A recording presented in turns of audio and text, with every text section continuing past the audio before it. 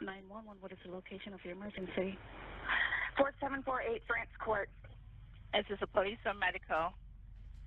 My boyfriend is dead. Boy, we're coming in. We're coming out the game hot. Okay, let's go. Here we go. Sorry, Rich. Just tell me exactly what happened there. My boyfriend and I were playing last night, and I Playing? took him in his case and we were playing. Like, Bro.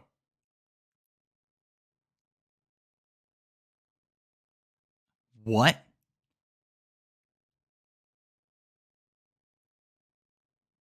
I put him in a suitcase? Do you guys fit in a suitcase? Do I fit in a suitcase? Surely no. Is this a strange thing to say? my boyfriend and I were Also, who the fuck is playing hide and seek? playing last night. Okay. And You know I this put him shit's in his gonna be case and we crazy. were playing.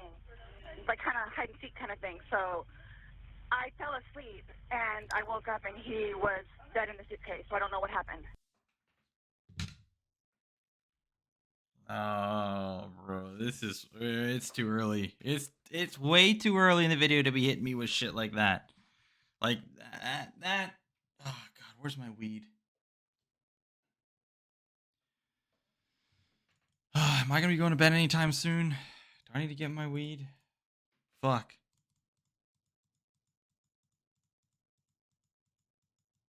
Yeah, I'm gonna get it. What the?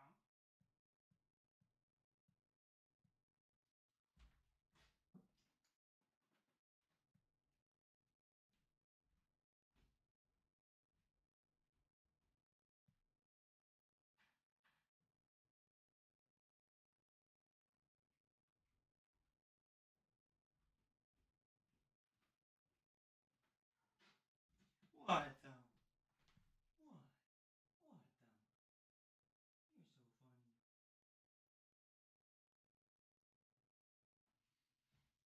Alright. Oh, boy.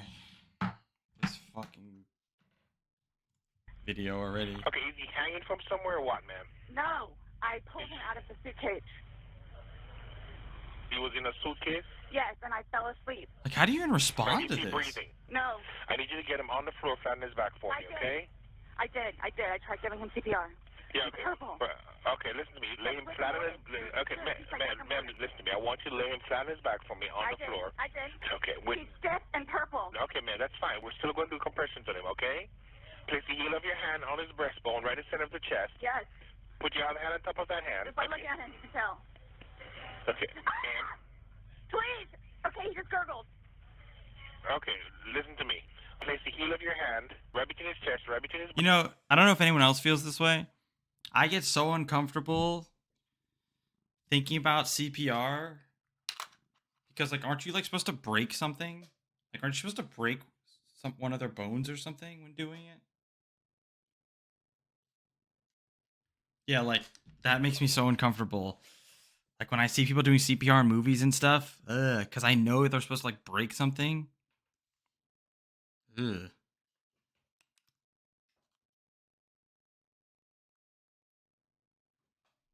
breastbones. Yes. With your other hand on top of that hand. Yes, we want to pump his chest to me hard and fast, twice per second. 1, 2, 3, Twice per 4. second? 1, 2, 3, 4. It's fast. Who for now? Oh, right there. I thought you were supposed to break like their collarbone or something. 42-year-old Sarah Boone, who you just heard on the 911 call a few seconds ago. Her boyfriend was 42-year-old George Torres Jr., who she locked inside a suitcase the night before, ultimately leading to him dying of suffocation. Sarah's explanation is that it was a totally unintentional and unforeseen accident, but what she's completely unaware of at this particular moment is the fact she recorded 2 videos on her phone last night, the first of which was taken at 11:12 p.m., and shows her laughing at George while he's zipped up in the suitcase. But George isn't laughing. He's asking to be let out and repeatedly stating that he can't breathe. Bro, dude. Oh my god. I'm just thinking about... I'm sorry to say this, but I'm just thinking about like being him in the moment. That's just fucked up, dude. That's so brutal. That's so disgusting. What a piece of shit. Yeah, the panic. The panic of like losing air. Bro, I just wish I could slap people. The second video was recorded 11 minutes later showing the same thing, except the suitcase was flipped over and in a different area of the apartment. Sarah is both unmistakably and heavily intoxicated in these videos, which may explain the fact she didn't delete them. It would be safe to assume that she has no idea the videos exist, and yes, you will see the moment she becomes aware of their existence. But we first have to acknowledge how this episode was even possible. It can't be just... It can't be just... alcohol, though. No?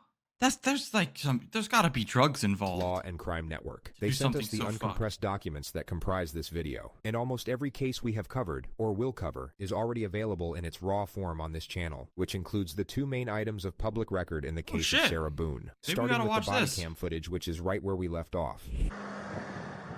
Hello there. I had a cigarette, Lou. I'll get it for you, okay? Wait 1 second, okay? I really need cigarette? Okay, well, I got my Dr. Pepper on the counter. Okay, we'll take care of you. Give me 1 second. What's going on? I just got here, so fill me in. No problem. Like, he and I were putting a puzzle together. We've been doing some artwork together. You are putting a puzzle together? Yes, we have a puzzle that we started in there. Okay. Like, having a good time with one another. But we're drinking. We had a bottle of wine last night. Okay. Fine. So then it's like, we decided to play hide and seek, right? Okay. So he gets in the Okay. Who is this guy? That's my ex-husband. My former husband. How did he live here with you guys? No. I called him over here. Okay, okay. I didn't know what to do. Here, let's talk in private, okay? I called you guys. All we had was a bottle of wine. Literally, just a bottle of wine. Okay. Doing puzzle artwork. Then we decided to play hide and seek. That's all that happened. Okay, okay. Here, let me fill this deputy in, okay? Please, may I have my Dr. Pepper? That woman's fucking crazy. It's on the counter. I can't move anything from out of the house. Like, I'm Here, I want you to sit down because I don't want you passing out. This is probably a lot for you to deal with, right? Sit. I don't want No. I don't want you passing out. This is probably a lot for you to deal with, right? Nah, she's fucking crazy. She's fucking crazy. Like, dude, you saw that? You see that? That's all you needed to see. That's fucked. She is psycho. Sit. I can get you some water, okay? The officer then talks to Sarah's ex-husband. About 11:30. Oh. Homeboy got out of like... Oh my god. Think about this guy. Her ex-husband. The bullet that he dodged. Holy shit. Calling to find out because this is supposed to be her day. He referred to the fact that Sarah was meant to have custody of their son today. She's generally not very good about always doing it. She tends to drink. They called back and said she was still there, or she came back. So I was calling to find out if she was going to be getting him or not today. From school? Yes. Okay. Got over here, told her she needed to call 911, get somebody over here, and then basically she said she needed to go outside, have a drink and a cigarette. But I called her Give me 1 initially. second, okay? He's currently on parole because of it, so... Because of domestic violence with her? Yes. Oh, okay. He explains that George has been arrested for domestic violence multiple times against Sarah, and that Sarah's literally bailed him out every time. What? I don't know what it is. Oh, she's getting water from this tap. Probably gonna pass out on us. Okay, well, listen. The police officer asks the ex-husband to stick around for a little while longer. She then gets a notepad and returns to Sarah to collect more information. At some point, you put him in the suitcase? No, he got in the suitcase. So he thought it would be funny to be put in the suitcase. So I was like, okay, well, I'm going to joke with you and I'll zip you up and make him, squirm a little bit, whatever it is. But then I fell asleep. I fell asleep. Where was the suitcase? Right where it is. Right down there? Yes. You zipped him in there? Yes. Thought he would be funny, a little It joke. was. We both were laughing about it. And then I fell asleep. Where did you fall asleep at? Upstairs. I just totally so forgot. You began to do CPR on him? Yes. Yes. About and what gurgled. time this morning did you start doing that CPR? I would never be able to live with myself. And air was coming out and he was gurgling. Well, I mean, first of all, this would never happen. I could just tell by looking at him. You knew how to do CPR. You were doing that on your own? Yes. Okay. I want you to sit back down because I don't want Can I have one more sip of water, please? Yeah, go. Can I have have a cigarette, please? Ma'am, I can't take anything out of the house. It's on the back porch. Nope, all of it. It's secure, okay? The officer then confirms the ex-husband will be taking custody of the child. And your child is in school right now. He's not here with you. No. He's okay. in school. He's in school. How old is he? This will be a fun one to explain. He's 9. He's 3rd I grade. can't even start with how you would explain something like this. Okay. The ex-husband leaves, and the officers wait for investigators to arrive. Can I please just have a cigarette? They're on the back porch. Not right now. We can't have you go. She brain dead? How many times are you gonna ask that? The investigators then arrive. Hey, Sarah. Did you get enough water? No, if you want to stay seated, I don't want you getting lightheaded. So remember I said the detectives were going to come out and talk to you and go from there. They're here. They're going to ask you a few questions and then go from there, okay? All right. All right, Sarah. My name's Chelsea. My partner, Scott. They ask Sarah what happened. So he decided to get in the suitcase. So I thought it would be funny to, and he was laughing about it too, to dip him up in there. I go upstairs and fell asleep. I don't know what happened. Okay. After you zipped them up, did you move the bag around and mess with them at all, or you just zipped it up and walked away? I both were laughing about it, but I went upstairs and I fell asleep. Okay. I'm afraid for my life. I want you to know that. I am Why afraid is that? for my life. His family have never liked me. Have you called any of them? We talked to his daughters yesterday. No, I mean, like, about this. Does No. anyone know? Okay. So They're going to it's kill me. okay. Well, Do they live local? That's what They're she's down the road. They're talking going to kill about? me. The detectives reassure Sarah that she's not about to get murdered, and then go in to investigate the apartment. Just stay seated, okay, Sarah? I know you're panicking, okay? She's Just relax. fucking We'll come and brain talk to you. dead. We'll keep Yeah, checking on no you. This sad. police officer was like- brilliant. Her temperament was perfect for the situation. The investigators simply asked Sarah to stay somewhere else for the night, and to come to the police station the following day with any questions she might have. Sarah stayed with her ex-husband, then showed up at the sheriff's office the next day at 3:51 p.m. with an entire handwritten page of questions, the first of which was about when she's getting back her phone. I'm gonna have you sit in the green chair that doesn't move. She's not sad at all. Appreciate you coming in. Just cares about the cigarette. Sarah takes out her page of questions, which the investigator semi-acknowledges then brushes off. So obviously, he received his autopsy. So I'm gonna read you your rights again because we have to talk about that. Has anyone threatened you or promised you anything to get you to talk to me? No. And do you understand what I just read you? Yes. Perfect. Okay. Sarah has no idea what just happened. This morning we went to his autopsy, and we were informed of some injuries that he has by the doctor. Fuck does hoovering So mean? he had some injuries to his left shoulder. Oh, hovering? He had a cut near his lip. We could see his mouth was a little I haven't laid a swollen. hand on him. Okay. Forensics have since proven that George sustained his injuries the night he died, and he didn't have them before entering the apartment. I also too. He fell off my son's bike. Okay. So I don't know, and he's notorious for running into the wall or the hall tree. So Okay. The investigator details further injuries, including a contusion on his neck. And they're all recent. They occurred recently. It wasn't something that occurred post or that occurred a week ago or 2 days ago, 3 days ago. They definitely occurred, the night leading up to when he was. in all honesty, we have not gotten into it. I have no idea what it is. No idea what it is. We had a good time sitting on the back porch, having wine, and smoking a couple of cigarettes, and then decided to go inside and literally paint, do puzzles, and play, and listen to music. That's why. She had all night to set this up, which is the issue. For all we know, she could have designed this entire scene of events from scratch. There is a 12-hour gap between the timestamp on her videos to the moment police showed up on her doorstep, which is plenty of time to assemble what looks like a very pleasant scene of events that in no way precipitated a drunken act of revenge that ultimately led to murder. Nobody got out of sorts. This is what's mind-blowing to me. I have no clue. Nobody laid a hand on anybody. He also had, on the left side of his forehead, he had basically bruising, and on his head and his skull. I have no idea. As if something hit him. I considered have not force touched him. trauma. I see why. Don't they say one of the techniques they use where like they give the person like bits of information at a time or something to like because it fucks with their story sometimes.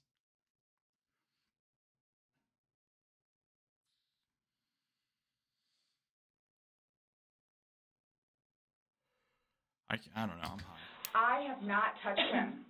I have not touched him. I have no idea. We had a good day. It was a good day. We've had good days lately. It's been good. Like, I don't even know where this is coming from. The interrogator now brings up Sarah's last call to police, reporting domestic violence. Yeah, you said a month ago he hit you with a curtain rod. Yeah, with a curtain rod. That's why I can't believe you guys didn't take that either. Damn. She just referred to the fact that George didn't face charges for the alleged assault. Hit her with the Like, fucking we've been curtain. good. I don't know if, like, it's since the last time he got out of jail. Like, we've been good, and he's been having his classes. What do you mean by good? What's your definition of good? He doesn't fuck around either. Professor? No, you said you guys have been good. What's your definition? I've been good. I don't think you all understand. He comes at me all the time. He comes at me. So it's either I flee, Yeah, like she quote unquote accidentally murdered her boyfriend. Like that, I feel like that would fuck up any normal person. Like, you know what I mean? Like, any normal person, I swear, would just be like broken down, almost maybe in shock from what they did, and be so upset about it. I don't know. This woman just gives me fucking wacky vibes, man. Oh yeah, Kinky, thanks for the resub, by the way.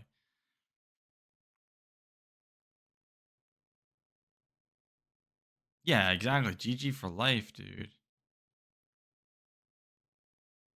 Dude, I get upset when I yell at one of you brain deads in my chat. I feel guilty when I yell at one of you brain deads in chat that deserved it 150% and deserved harder than what I do.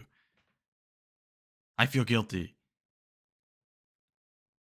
This chick just tied someone in, just suffocated her boyfriend in a suitcase and doesn't give a fuck.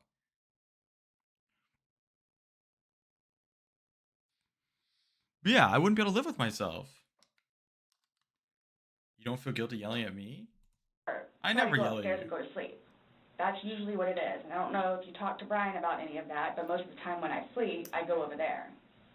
So Sarah is detailing possible motives for retaliation. I don't yell at anybody. Routine procedure would be to keep her train of thought locked on this element, provide encouragement and understanding while inquiring further into the suspect's grievances with the victim. The only problem is that the lead interrogator really doesn't like Sarah and abandons the task of pretending to, which makes this a significantly flawed, yet remarkably entertaining process to bear witness. Right, but you're saying that you guys have been good. I missed what he said, I'm sorry. Victim. Provide encouragement and understanding while inquiring further into the suspect's grievances with the victim. The only problem is that the lead interrogator really doesn't like Sarah and abandons the task of pretending to, which makes this a significantly flawed, yet remarkable. Whoa. I've never heard him say that. You ever feel bad ignoring my plea to get, like, bro, get the fuck out of here with that. One of these days you'll actually join and accept the invite.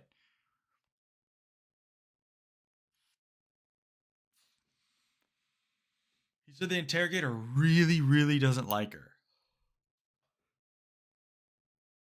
I want to see. Remarkably entertaining process to bear witness. Right, but you're saying that you guys have been good, and when I asked you yesterday, the last incident that you could remember was the curtain rod incident, which you said was a month ago. I'm never yelling at you. The investigator challenges an earlier assertion which remodels the discourse, and the suspect then starts defending her relationship with the victim. I really love him, like I do, and I feel like I can help him. He came a really long way, and he was trying. This is the worst.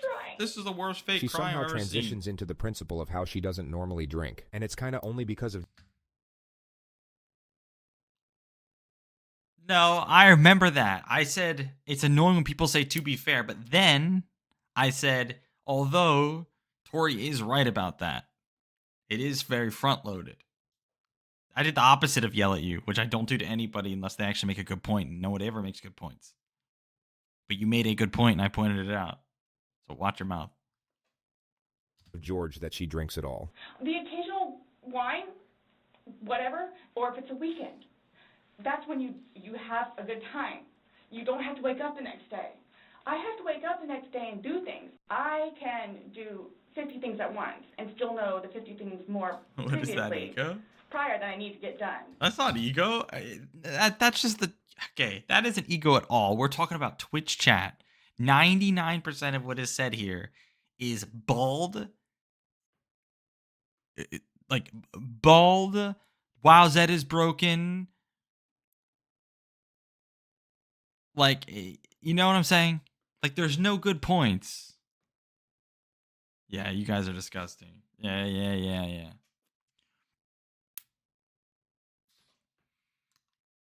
So don't even say ego.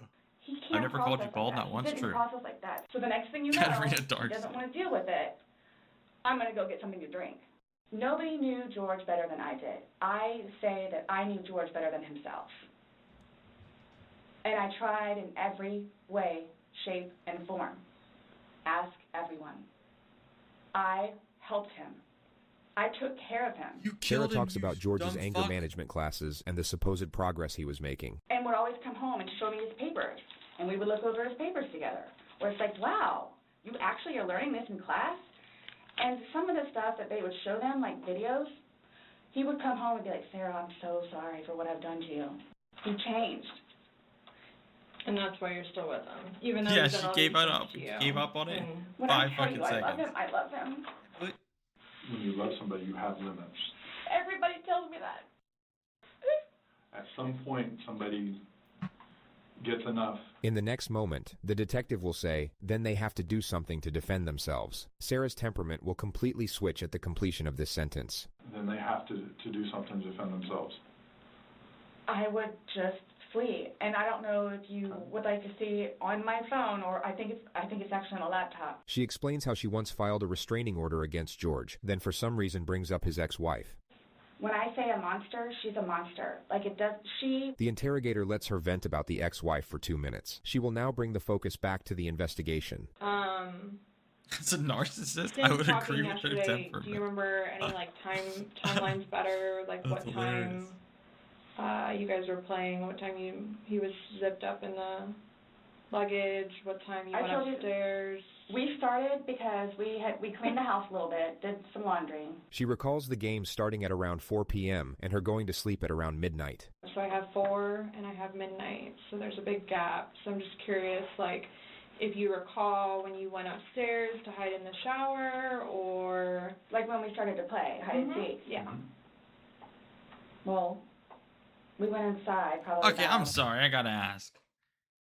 Anyone here that's in a relationship or has been in a relationship, have you ever played hide and seek with your significant other?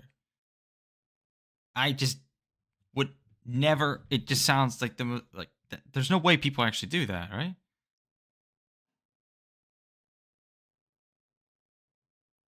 Like they sound totally fucking crazy, right?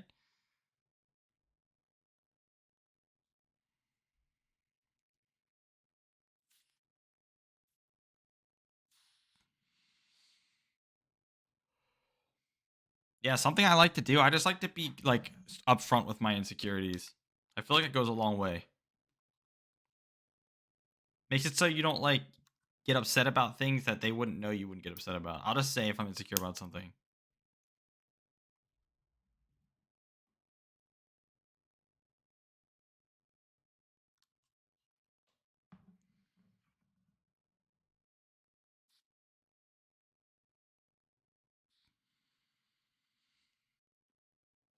What are you insecure about?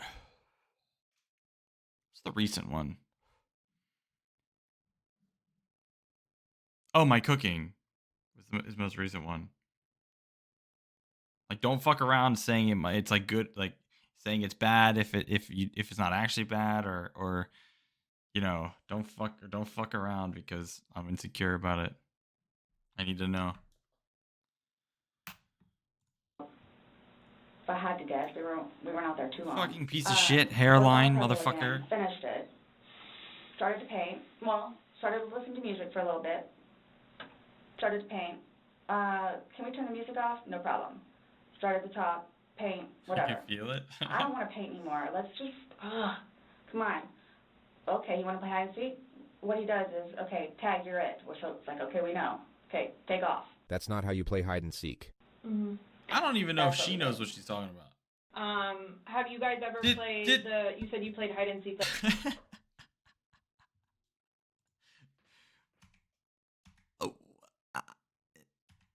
She said, we went to play hide and seek, tag, you're it. Okay, you want to play hide and seek?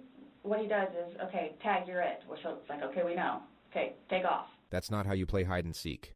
Mm-hmm. That's what we did.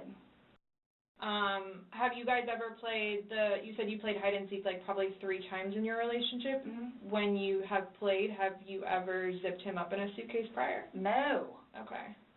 The suitcase originally is in our closet, buried all the way to the back.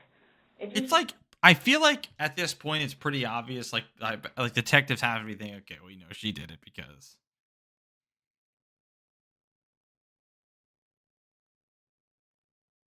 There is someone who is it in hide and seek. The Seeker. I've never never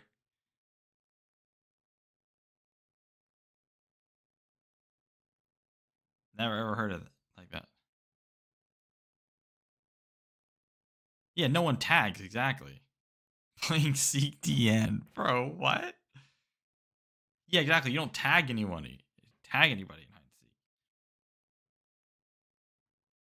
You just find them.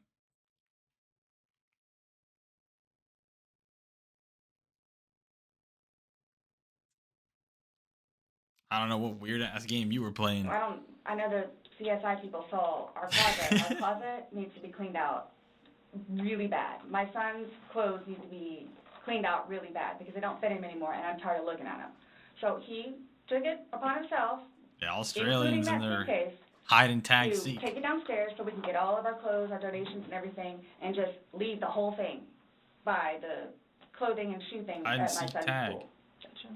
No, I'm just asking, in the past, like, have you ever zipped him up in anything, jokingly or not, but obviously I understand, you know, you're claiming that Sunday it was a joking matter, you were laughing, he was laughing, but what I'm just asking is in the past, like, is it something that you guys normally do? Absolutely not. Okay. Okay, so do you remember making any videos or maybe having any cover? What was this ding dong just doing? Absolutely not. Okay. Okay, so do you remember making any videos? What's he doing? Or maybe having any cover? Anything, any photos, videos that you remember doing on your phone on Sunday? No.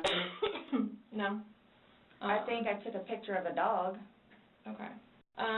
So I have something that I want to show you that we found. Oh no, here we go. And it was from your phone. With regard to the colossal realm of interrogation footage, the level of notoriety these next moments acquired is virtually unprecedented. I feel like this picture belongs on a wall somewhere. Mm-hmm. Okay, someone's gonna have to explain to me what the fuck he just said.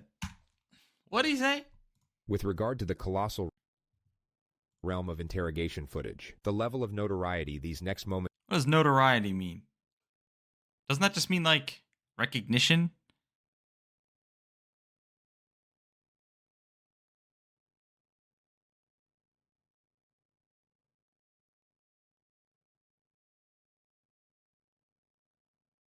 Okay, so he's saying the amount of recognition for... Okay, the amount of recognition... acquired is virtually unprecedented. I don't get it. Footage. The level of notoriety these next moments acquired is virtually unprecedented. Virtually unprecedented. What is he... Can someone just sum up what the fuck he's saying in this? I feel like this picture belongs on a wall somewhere. Mm-hmm. Can you see it? If you need to move it around, go ahead.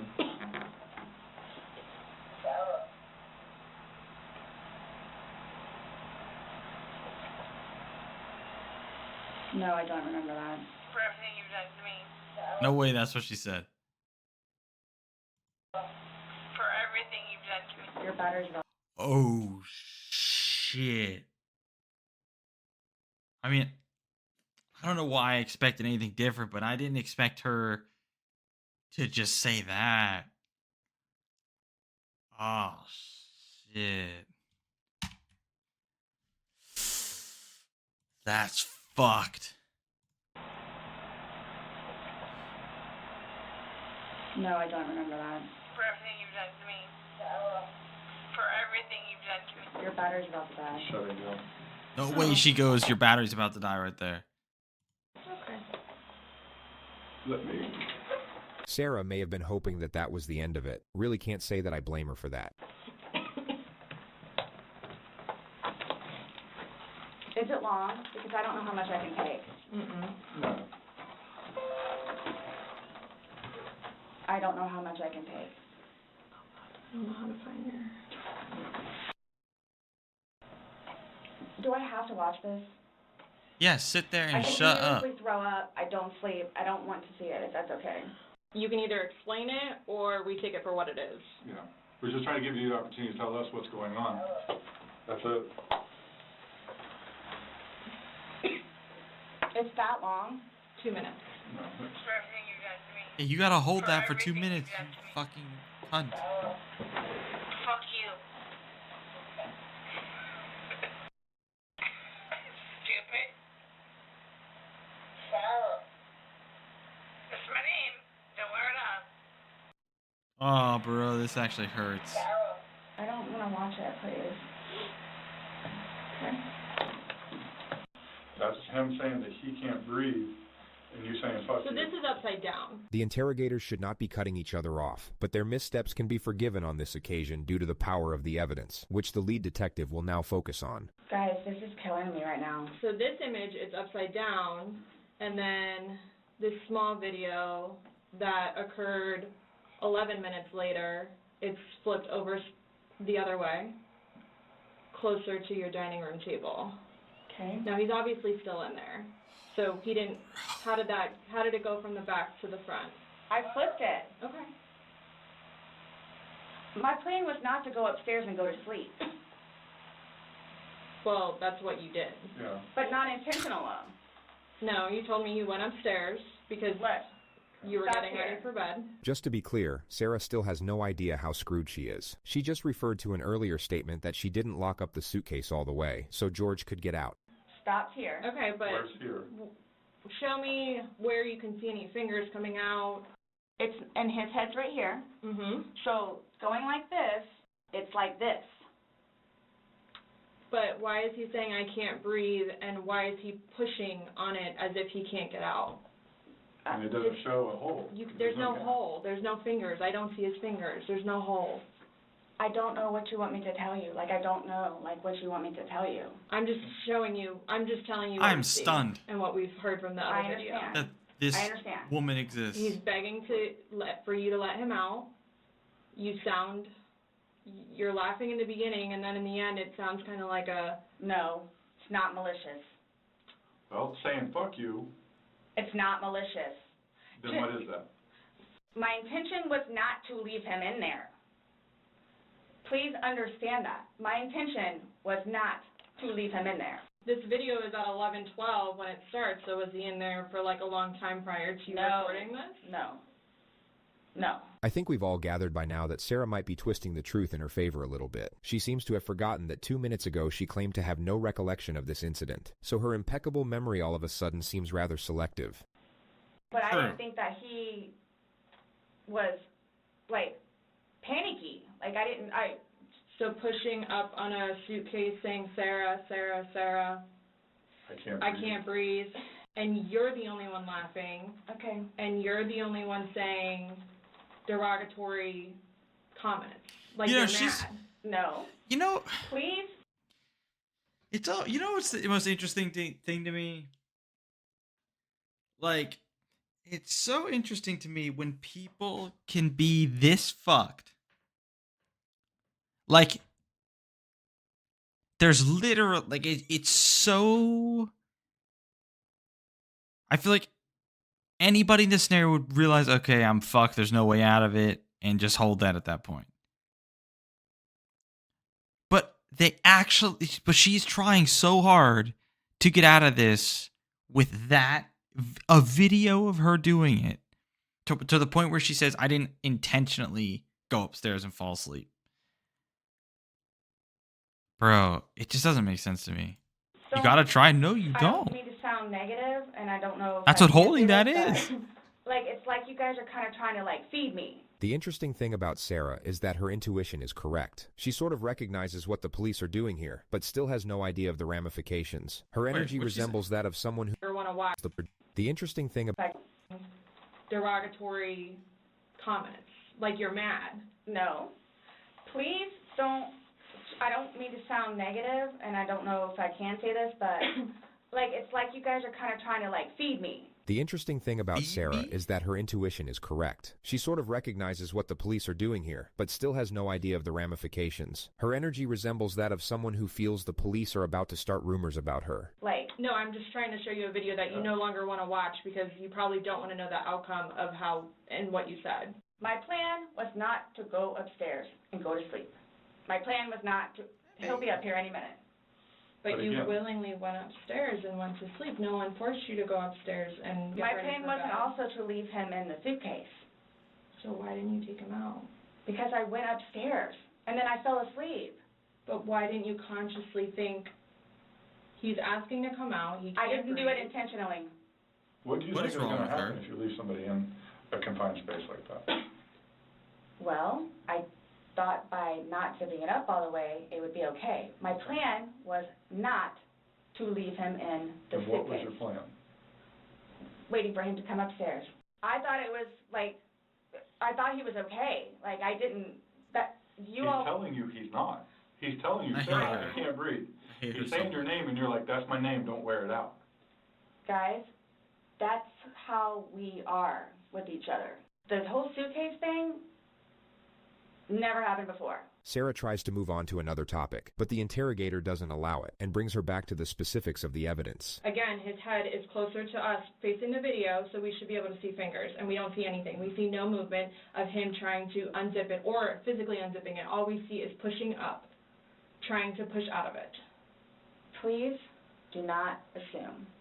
And you put him in, so why didn't you take him out? Because I was upstairs and I fell asleep. no way. No, before you went upstairs. You, like, consciously had to walk upstairs. I mean, you obviously remember going to bed because you were able to give me a time frame on that. And you specifically told me that you went upstairs. My intention is not for this to happen. I am sick about it. I've never done anything like this before in the past. Yeah, it's like, don't assume. No one's gotta assume nothing. It's on video.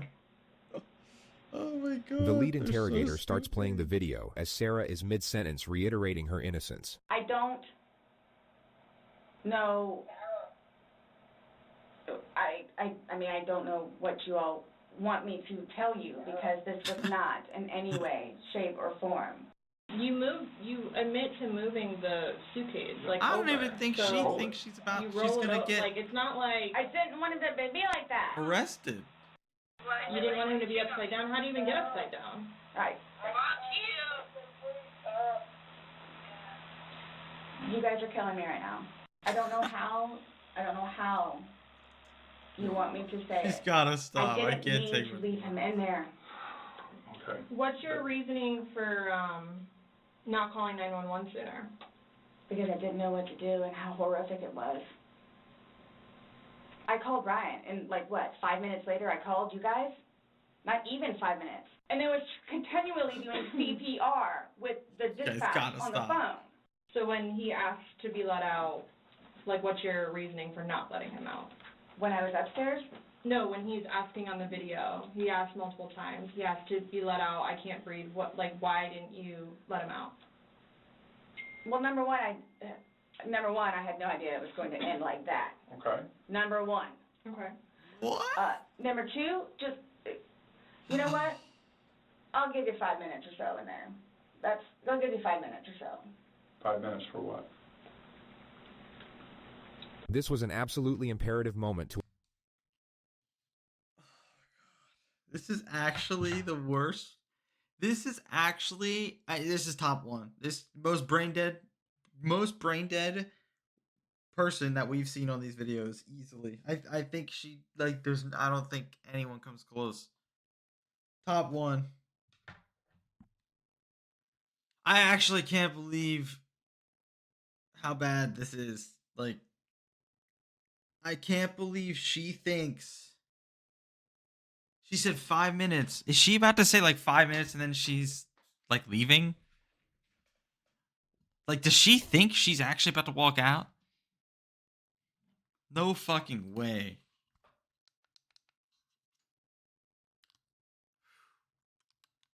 Top one. Top fucking one. Hold on a sec. to allow the suspect to elaborate, but the lead interrogator cuts her off. Well, based off the video, one video is at 11:12 and the next one's at 11:23, so you actually gave him at least 11 minutes per video recording. She was saying So she'd give him 5 minutes. When it stopped, he asked multiple times. I mean, why? Why did you not let him out? It's just a simple question. To be honest with you, I mean... Were you punishing him? No. Just... Well, that's what you're saying in the video. This is what you get. This is what you make me feel like. See, and then it's all backfired on me. I will never drink alcohol again. I don't... I'm sorry, I shouldn't even laugh because it's so fucked up. But, like, she's so fucking brain dead, man. Like, she's easily top one most brain dead.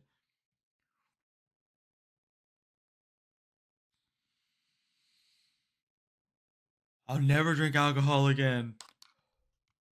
What the fuck? I don't care what it is in any way, shape, or form.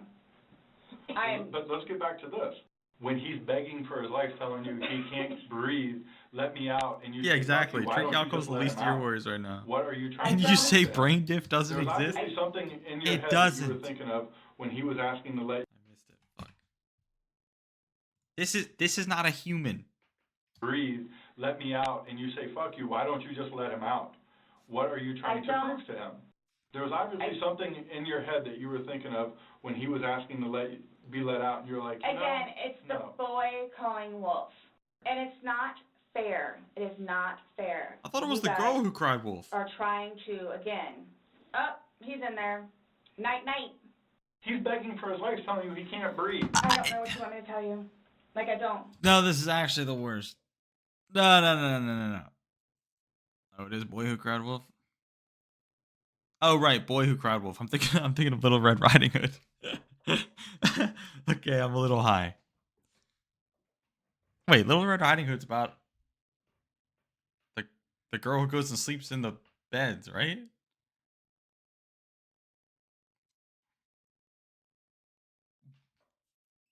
Oh no, I might be brain deaf here. Wait, hold on.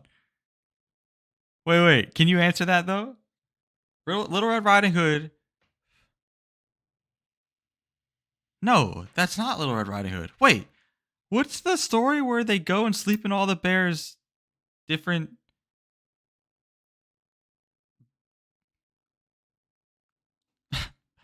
What is that?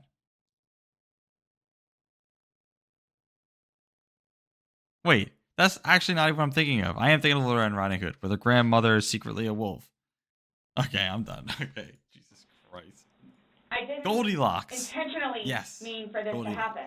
But my question is, why didn't you just let him out prior to going up? I don't know why. He's begging to be let out. He's not laughing. He's not having fun. So are you guys, so what is it you're trying to, We're just trying to figure out why. Why? What? Why? What was the motivation for leaving him in the bag? Why he was left in the bag? Why the video? I didn't have any motivation. It was he and I having a great day, fooling around and being stupid. You know, it's a good analogy for the day, excluding the fact that he's got a bump on the back of his head, a bump on the front of his head, and his lip is busted. and he has a Oh my lump on his gosh. eye, I mean... I don't know what you all want me to tell you. Like, this is not fair that you all are assuming that that's from me. No way this If you little were- cunt say just said this isn't fair. Fair? How about the dude that just got suffocated in a fucking suitcase? Look at this guy. Look at this guy on the right. Opposite. You were in the suitcase, and you're asking to be let out. Should they not let you out? Eventually. I'm guessing. I mean, I'm blaming it on the wine. Oh my god, no. No, dude. No. I can't. No, she's just the worst. Like, dude. She is the fucking worst. Easily the most brain dead motherfucker I've ever seen in my whole life. Like, What you all want me to tell you. she doesn't know what to this say, is and then she just not goes, fair it was the wine. that you all are assuming that that's from me. Where else did it come If from? you were, say it's opposite, you were in the suitcase, and you're asking to be let out, should they not let you out? Eventually. I'm guessing. I mean, I'm blaming it on the wine. Blaming it on the wine? After talking to you, everything was laughing and fun. Now we're watching a video where it's not laughing and fun. He's begging for his life, and you are in a very angry voice telling him to fuck off. No. It's not fair that you guys keep trying to say that that's what I did. It's... Bro, the guy on the right. The guy on the right killing me. He's killing me. Bro, like, because it's on video right there of what she's doing. And she said, dude, it's legitimately the fucking SpongeBob episode. Like, this is your wallet. It says it's your wallet. Yep, makes sense to me. Right? It's that scene.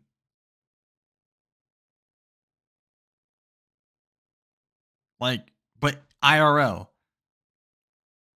Like, it's crazy. Not fair that you guys keep trying to say that that's what I did. Look at, If he could push it open, why wouldn't he have gotten out himself? Why would he beg you to open it? And tell you he can't breathe. he's Okay. like, what? If someone can do something for themselves, they're going to do it. They don't need assistance.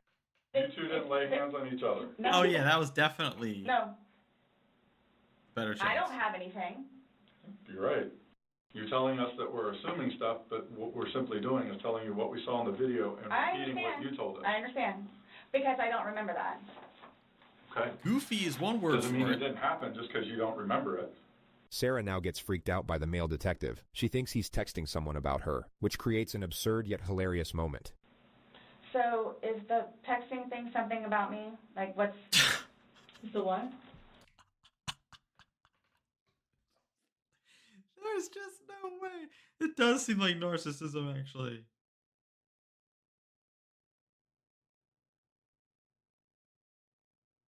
She is so fucking disgustingly narcissistic brain dead that she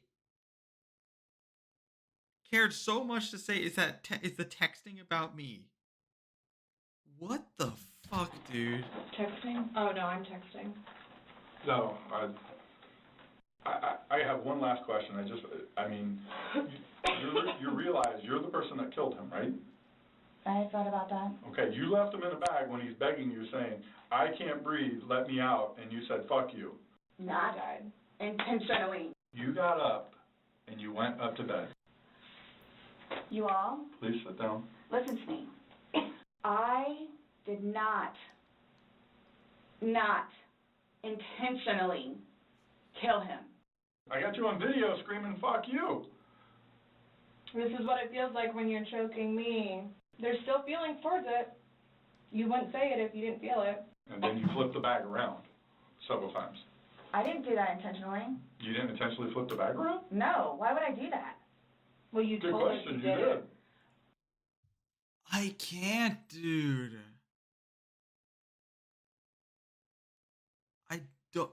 I legitimately can't. I can't. When he was upside down. Right. Well, you had to put him upside down. You can't get in a suitcase upside down because It had to been on its back with the lid open for him to get in there, for you to zip it up. Then it shows it on the other side with him in it, so you had to flip it to there. Then there's another video where it's on his back again, so you had to flip it to I'm there. leaving it like this, please. I'm leaving it like this. I did not intentionally do this. You left him in there. You didn't Big try to dance around the smart side. You left him in there. This is not, You didn't leave him in there? It's not cool. Like, this is not cool. It's not cool. You intentionally This left is him in there and not left the room. cool. You went upstairs to a different room. I would do anything for him. well, you gave up checking up on him. No amount of suitcase. Damn, no way she said that. She's been wanting to say that the whole time. Like she's been looking for a blow like that. For him. Well, you gave up checking up on him. Wouldn't let him out of a suitcase. Oh, gosh. Anybody looking at it I don't think anybody would look at that video and go, George is having fun right now. The discourse repeats itself a few more times, and then Sarah brings out her list of questions. So, am I getting my phone back? No. Not today. I hate to keep stopping it, but like I actually don't believe this woman's human. I don't believe it. I don't believe she's real. I don't. Like this is all fake. I'm on punked. Candid camera. Like there's no way, man. What about Lucas's laptop? No. Not today. Not today. She asked if she was getting her phone or laptop back.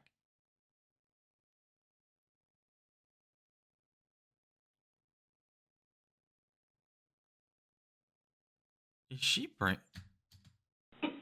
How do I go about getting his wedding ring, engagement ring? It's at the medical examiner's office. It'll come to us eventually, and then It'll be released to the next of kin. Yeah. Okay. I bought it for him. Okay. That is a civil issue. It was on his finger. It goes to them. They're the ones that are going to release it. We don't have any say. She's not. So I won't get that back. This narcissistic cunt. So, what's next? They're going to come and... You get cuffed, swab your bitch. fingers.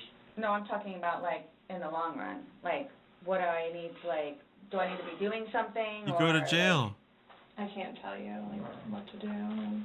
I mean, like, so, like, for, like, I don't understand. Like, I don't know if you guys are just gonna, like... Starting I'm not admitting anything about being intentional, and We told you everything that we have. You know everything that we know. So after this, what? Does she still think she's going home? Bro, I'm telling you, she still thinks she's going home. Like, at this point, I think she still feels like she's going to go back to her house. I wonder how it feels to live that delusional. It might be nice. Well, I mean, until you do something like this.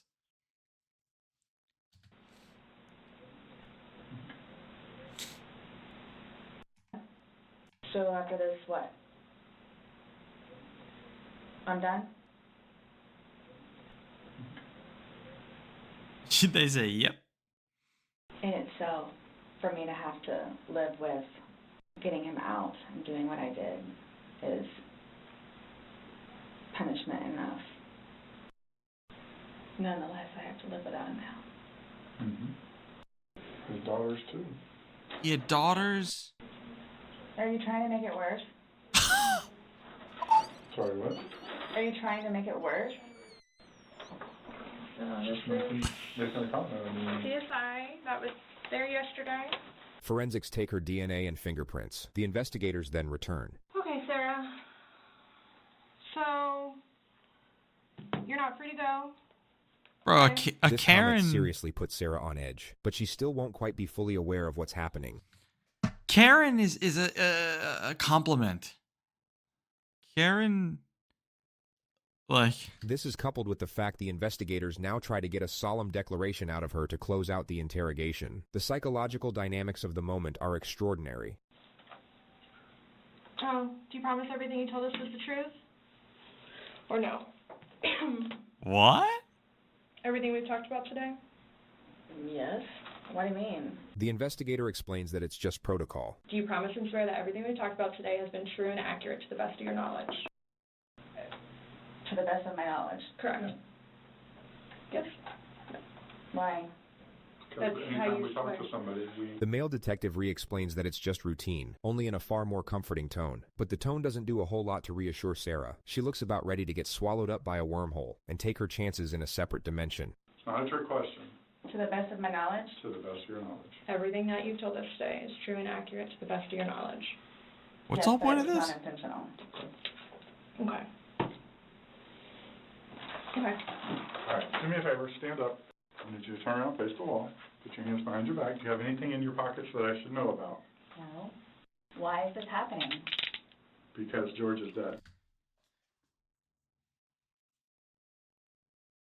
She said, why is this happening? She actually thought up until this point that she was leaving. Not intentionally. So this was a trick. You were read your rights. Why is You're this trying- happening? Because Before y'all said I could leave. So what am I supposed to do now? Hold that. I had I a don't sneaky work in suspicion the... this was going to happen. And I need water, like, really bad, please. How is she? Is she? You all tricked me down here. Is she An out of officer her comes mind? to take Sarah to the jail, but Sarah has questions first. Those holding cells,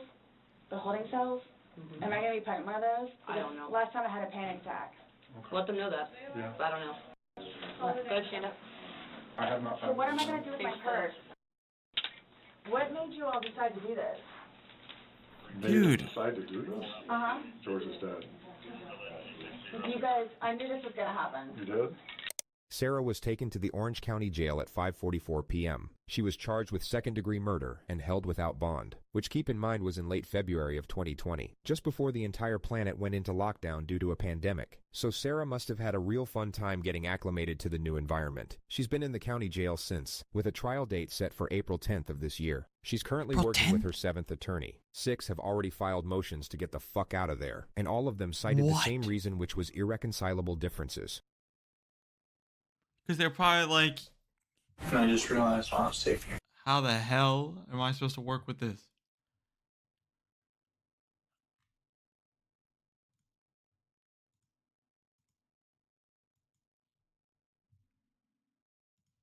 And I just realized while I was taking a pee that the word they use for me is homicidal maniac. But that's the correct term, right? It was one of the most brutal killing sprees in all of Maine's history, sending shockwaves through the small town of Amity. Fortunately, and to the relief of the townspeople, it wasn't long before a suspect in the triple homicide was apprehended. However, the motive they gave behind the killings is one of the most bizarre and unbelievable, leaving investigators I wonder questioning how much it how costs much to was hire fact this guy as and a how much was twisted fiction. voiceover. Entangled amongst the killer's countless outrageous statements is the remaining question. Was it a revenge slaying, so-called vigilante justice, or a senseless crime carried out by a cold-blooded murderer who just wanted to know what it was like to kill? Referring to Amity, Maine as a tiny town is a bit of an understatement. There were only 238 residents back in 2010, and with the savagely brutal killings, the count was further reduced by 3 on the night of June 22nd. With one crime, Amity's innocence had been stolen, and things would never be the same. On June 23rd, 30-year-old Jason DeHaan's brother became worried when he hadn't returned home from his friend 55-year-old Jeff Ryan's house, where he had spent the previous evening. He decided to go to Jeff's house himself. At first, there was no sign of either of them. That is, until he used a flashlight to look through the window of Jeff's mobile home. He caught sight of I a have to large amount of re-download blood Apex. and immediately called his father, I had to Robert wipe my DeHaan, computer to and inform him of the shocking discovery. Robert soon arrived, and together the two men made their way inside. The home was hauntingly still. At first glance, it appeared that no one was there. Pete, you never watched JCS?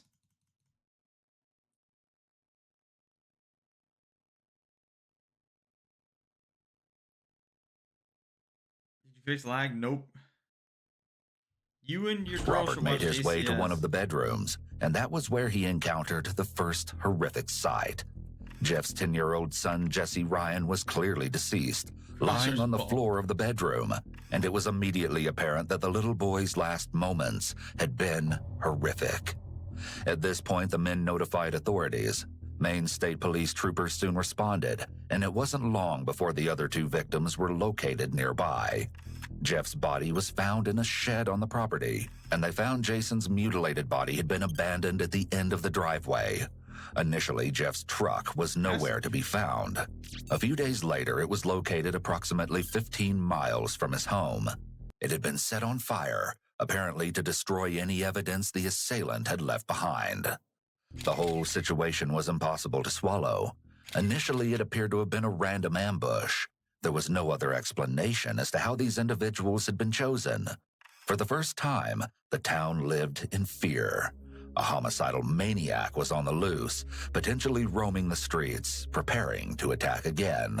It was imperative that the killer be found immediately before any additional lives could be taken. A wealth of evidence was gathered from the crime scene. Amongst the items collected were beer bottles and cigarette butts, as well as fingerprints, and most importantly, the DNA profile of an unknown male was found. While a variety of law enforcement agencies were hard at work on the case, an elderly couple, Robert Bob Strout and Joy Strout, sat for an interview with a local newspaper. The pair had connections with one of the victims, Jeff Ryan. Bob and Joy's daughter, Tamara Strout, had a teenage daughter with Jeff. Their granddaughter had just lost her father, and though it didn't initially seem there was any other connection to the ongoing case, one would soon emerge. Detectives conducted numerous interviews, which eventually revealed someone had been staying with Bob and Joy Strout for a few weeks, including at the time of the killings, a young man by the name of Thane Ormsby. You see, Thane's mother was good friends with the Strout's daughter, and Thane moved in with the couple to help them around the house, cooking, cleaning, and taking care of their pheasants and other birds. Since he was at the Strout's home at the time of the killings, police believed that Thane could have witnessed something potentially helpful for the case. Hi, you little baby. The thing was, at the time of the investigation, Thane was no longer living with Bob and Joy. Luckily, the couple knew exactly where he was. Thane had made a recent move to Dover in Maine's neighboring state of New Hampshire. There he was now living with Bob and Joy's son, which made tracking him down even easier for detectives. Maine State Police detectives spoke to Thane at the residence on June 29th, 1 week after the killings, and asked him a few questions. At the time, Thane agreed to provide his fingerprints and a sample of his DNA during the course of the meeting. On July 2nd, the detectives returned to the residence where Thane was staying. They asked if he'd be willing to speak with them at a Dover, New Hampshire police station, and he obliged. They had a feeling he knew more than he'd originally let on, though he was being cooperative so far. With that, the interview gets underway. The majority of the following interrogation footage has never been seen before. Because you know the family better than anybody, right? I'll do my best. I don't know that I know them better than anybody, but Well, you know them better than I do. That's perhaps. You know. No, we talked to a lot of people. You know, we talked to Tamara, obviously, Mariah. You might recall that Tamara is the daughter of Bob and Joy Strout. Mariah is the daughter of Tamara and Jeff Ryan, one of the murder victims. Then I talked to Tanya. Note that Tanya is another daughter of Bob and Joy. She actually holds a significant place in this story because the interview the detective has just referred to was precisely how they learned that Thane had been staying with Bob and Joy for the past few weeks, prior to his recent move to New Hampshire. She's a piece of work, you know. Oh, yeah. She thought I was this cat's ass. She thinks you're gorgeous, by the way. I know. Oh, really? You'll notice right off the bat that Thane really is a piece of work, for lack of a better way to describe him. However, the detectives are savvy. Don't let their unassuming demeanors fool you. It's all an act to get Thane to talk, and talk he does. Because like you make me feel old, because I've been in this criminal division here for 20 years. Yeah. You're 20. And I'm so. Oh, what? You don't want You've me? been working this. Huh? I hope I didn't mix these up. Find out. Yeah, you'll know. Where's yours? No, if I make that, I'll be going to the bathroom in 2 minutes. Yeah. They continue the small talk and keep the conversation lighthearted. Have faith, though. There's a method behind this madness.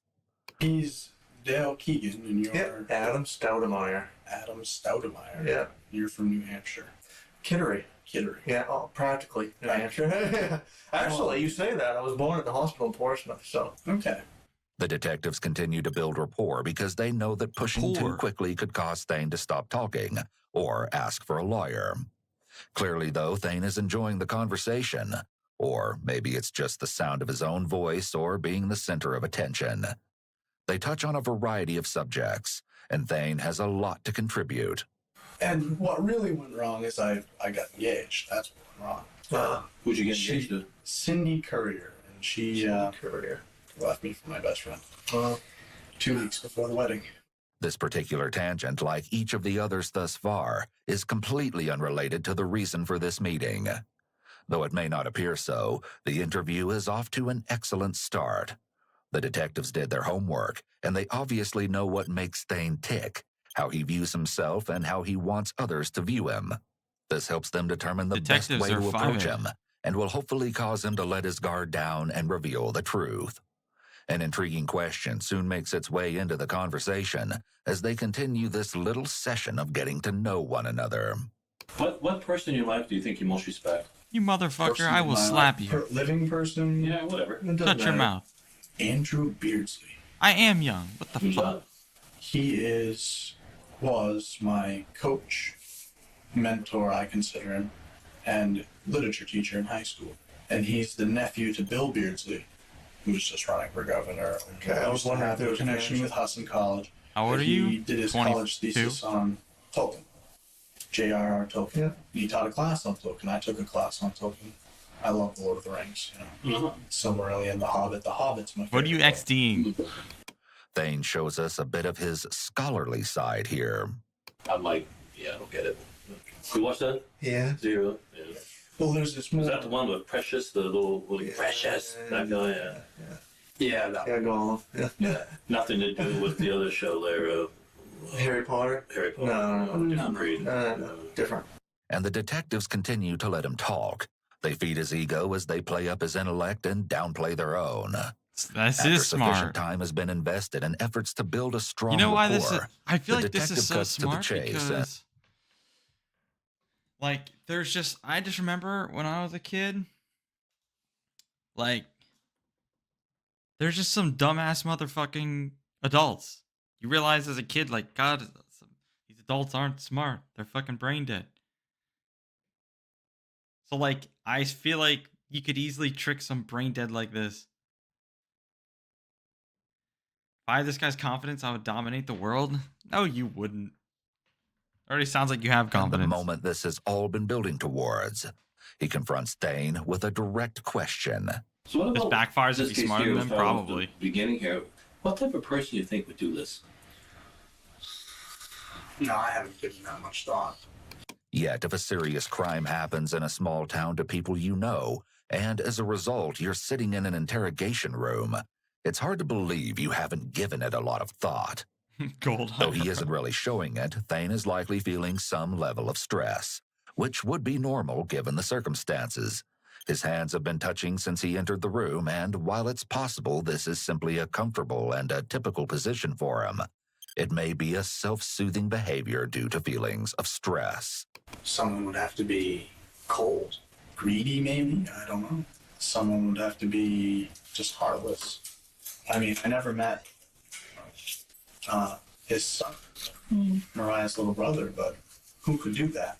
Well, you never know. I mean, the biggest thing that we don't understand is reasons. I mean, there's a reason for everything, and mistakes happen. And that's why even a computer has a delete key, Right. Mistakes happen. Wrong place, wrong time, panic, self-defense, who knows? Are you well aware of the Constitution and all that stuff, right? Well aware of the Constitution. Well aware of the Constitution and your rights and all that stuff. Do you understand you're not under arrest? Yes, I understand. Okay. If you ever want to leave, you just tell me. All I ask is, don't be rude about it. Just say things I mean, that, I'd be a little bit shocked if I were under arrest, to tell you the truth. so would I. But so. And I'm here to cooperate. Well, that's right. That's right. But and I appreciate that. I know you know your rights and all that stuff. One of the formalities that we have to do is to tell me your rights. Okay. You can probably recite it better than I can. I don't know that I could recite it. Right. But you understand it, though. The detectives intentionally downplay the formalities, and Thane seems to think he has this one in the bag. We're about to see, however, that this definitely isn't the case. After the short detour for Miranda warnings, the detective picks right back up where he left off. Formalities, right? Right. So, where were we? We were talking about what type of person would do that. You said cold, greedy, heartless. Someone just with no love for life, no love for things that grow. Yeah. And I mean, what we know about Tolkien and Tolkien's writing, you seem like you know a little bit more about Tolkien. Mm-hmm. It's, his main themes are hope and hopelessness and a love for things that grow. Interesting. And this brings us to the next question, as the detective once again pulls Thane back in from his most recent departure from the topic. What should happen to the person when we find him? What should happen? When we find the bad guy, what should happen? Well, I imagine you're going to read him his rights, formality. Right. And lock him away. You think he should go to jail? Of course. Yeah. Well, unless there's a good reason. Can you think of any good reason something like this could happen? A good reason? Yeah. Do you think of any reason? I mean, again, we don't understand reasons. Just because he did something like this doesn't mean you got to go to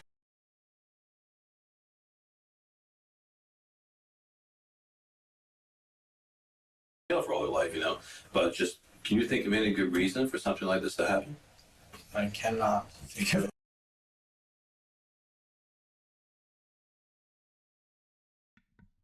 My mic was randomly muted. What did I say last? I was saying how, I feel like he hasn't fucked up so far. I feel like he hasn't fucked up so far. He hasn't made it obvious that it was him. His reactions to things and his tone and everything has been, normal. Reasonable. Any good reason something like that could happen. So far, he isn't able to provide a reason.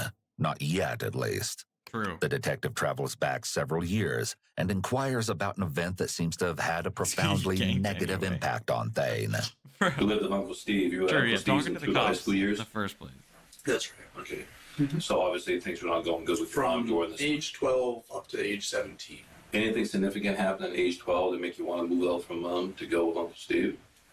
Yeah, exactly. True. See, that's what I'm saying. I feel like he didn't fuck up at all. DHHS or DHS department. Other than just talking about the first place. He claims that he was allegedly abused by his mother, which resulted in him being removed from her care at age 12 and into his uncle's home until he was 17. It's possible that Thane is exaggerating or even fabricating his history of alleged abuse as a ploy for sympathy. The detectives touch on high school and how that ended for Thane. This may be a sore subject, considering his inflated view of his high level of intelligence. So you graduated in 08? That was the class of 08. Yeah. And you graduated from Ellsworth High School? I didn't graduate. Oh, you didn't graduate. Okay. What happened there? That's a long story, too.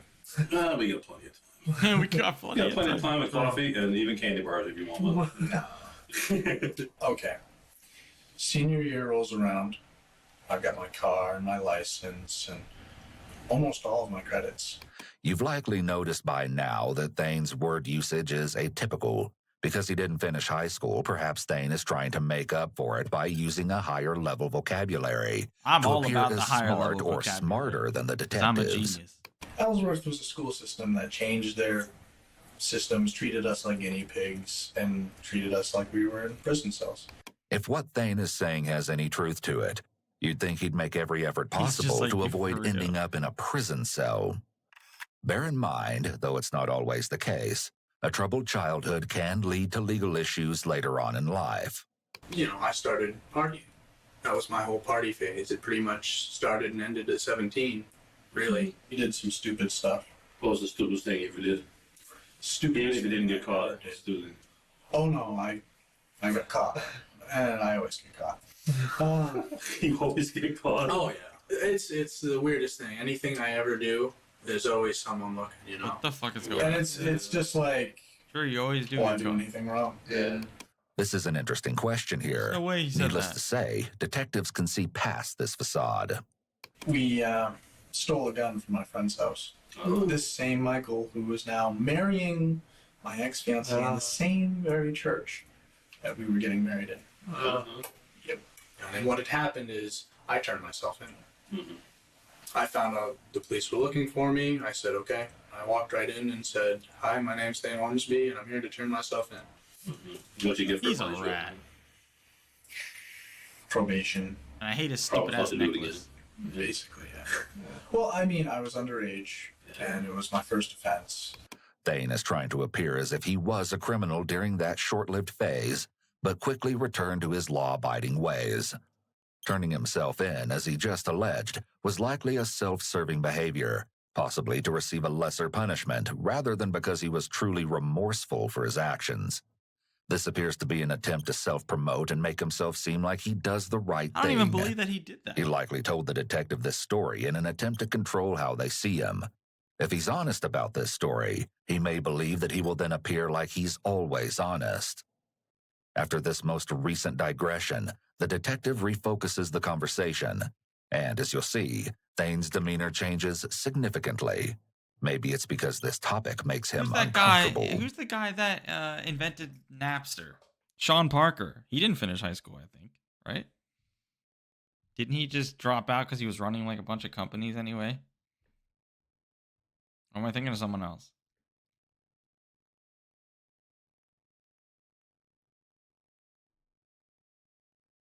For a normal human? I don't know.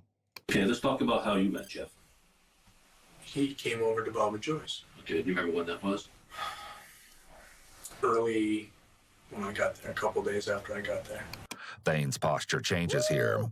He's slouched and Quick leaning experience. forward Thank you now, for the 17 appearing months, man. tense and concerned, How's it going, where bro? before he appeared casual and calm. A change in demeanor such as this could be a sign of deception. You might think that he needs to look the detective in the eye in order to sound truthful. And tell me about that conversation, how that go. We didn't really have a conversation. I mean, he came in and he talked to Bob and Joy, and I was there. And you knew at this point that he is Mariah's father. Yeah, I know. And you guys hit it off? I hit it off? Yeah, we get along. We were cool. He said, come on over, blah, blah, blah. How long was he there and stuff? Half an hour. Half an hour. 20 minutes. Was the little boy not there No. at this point? No. He was with his mother. It's not long before Thane takes Jeff up on the invite and makes a visit to his home. How long ago after the first visit were you up there? A week. About a week later? About a week later. Okay. And what's going on when you're up there this week later? It's just Jeff.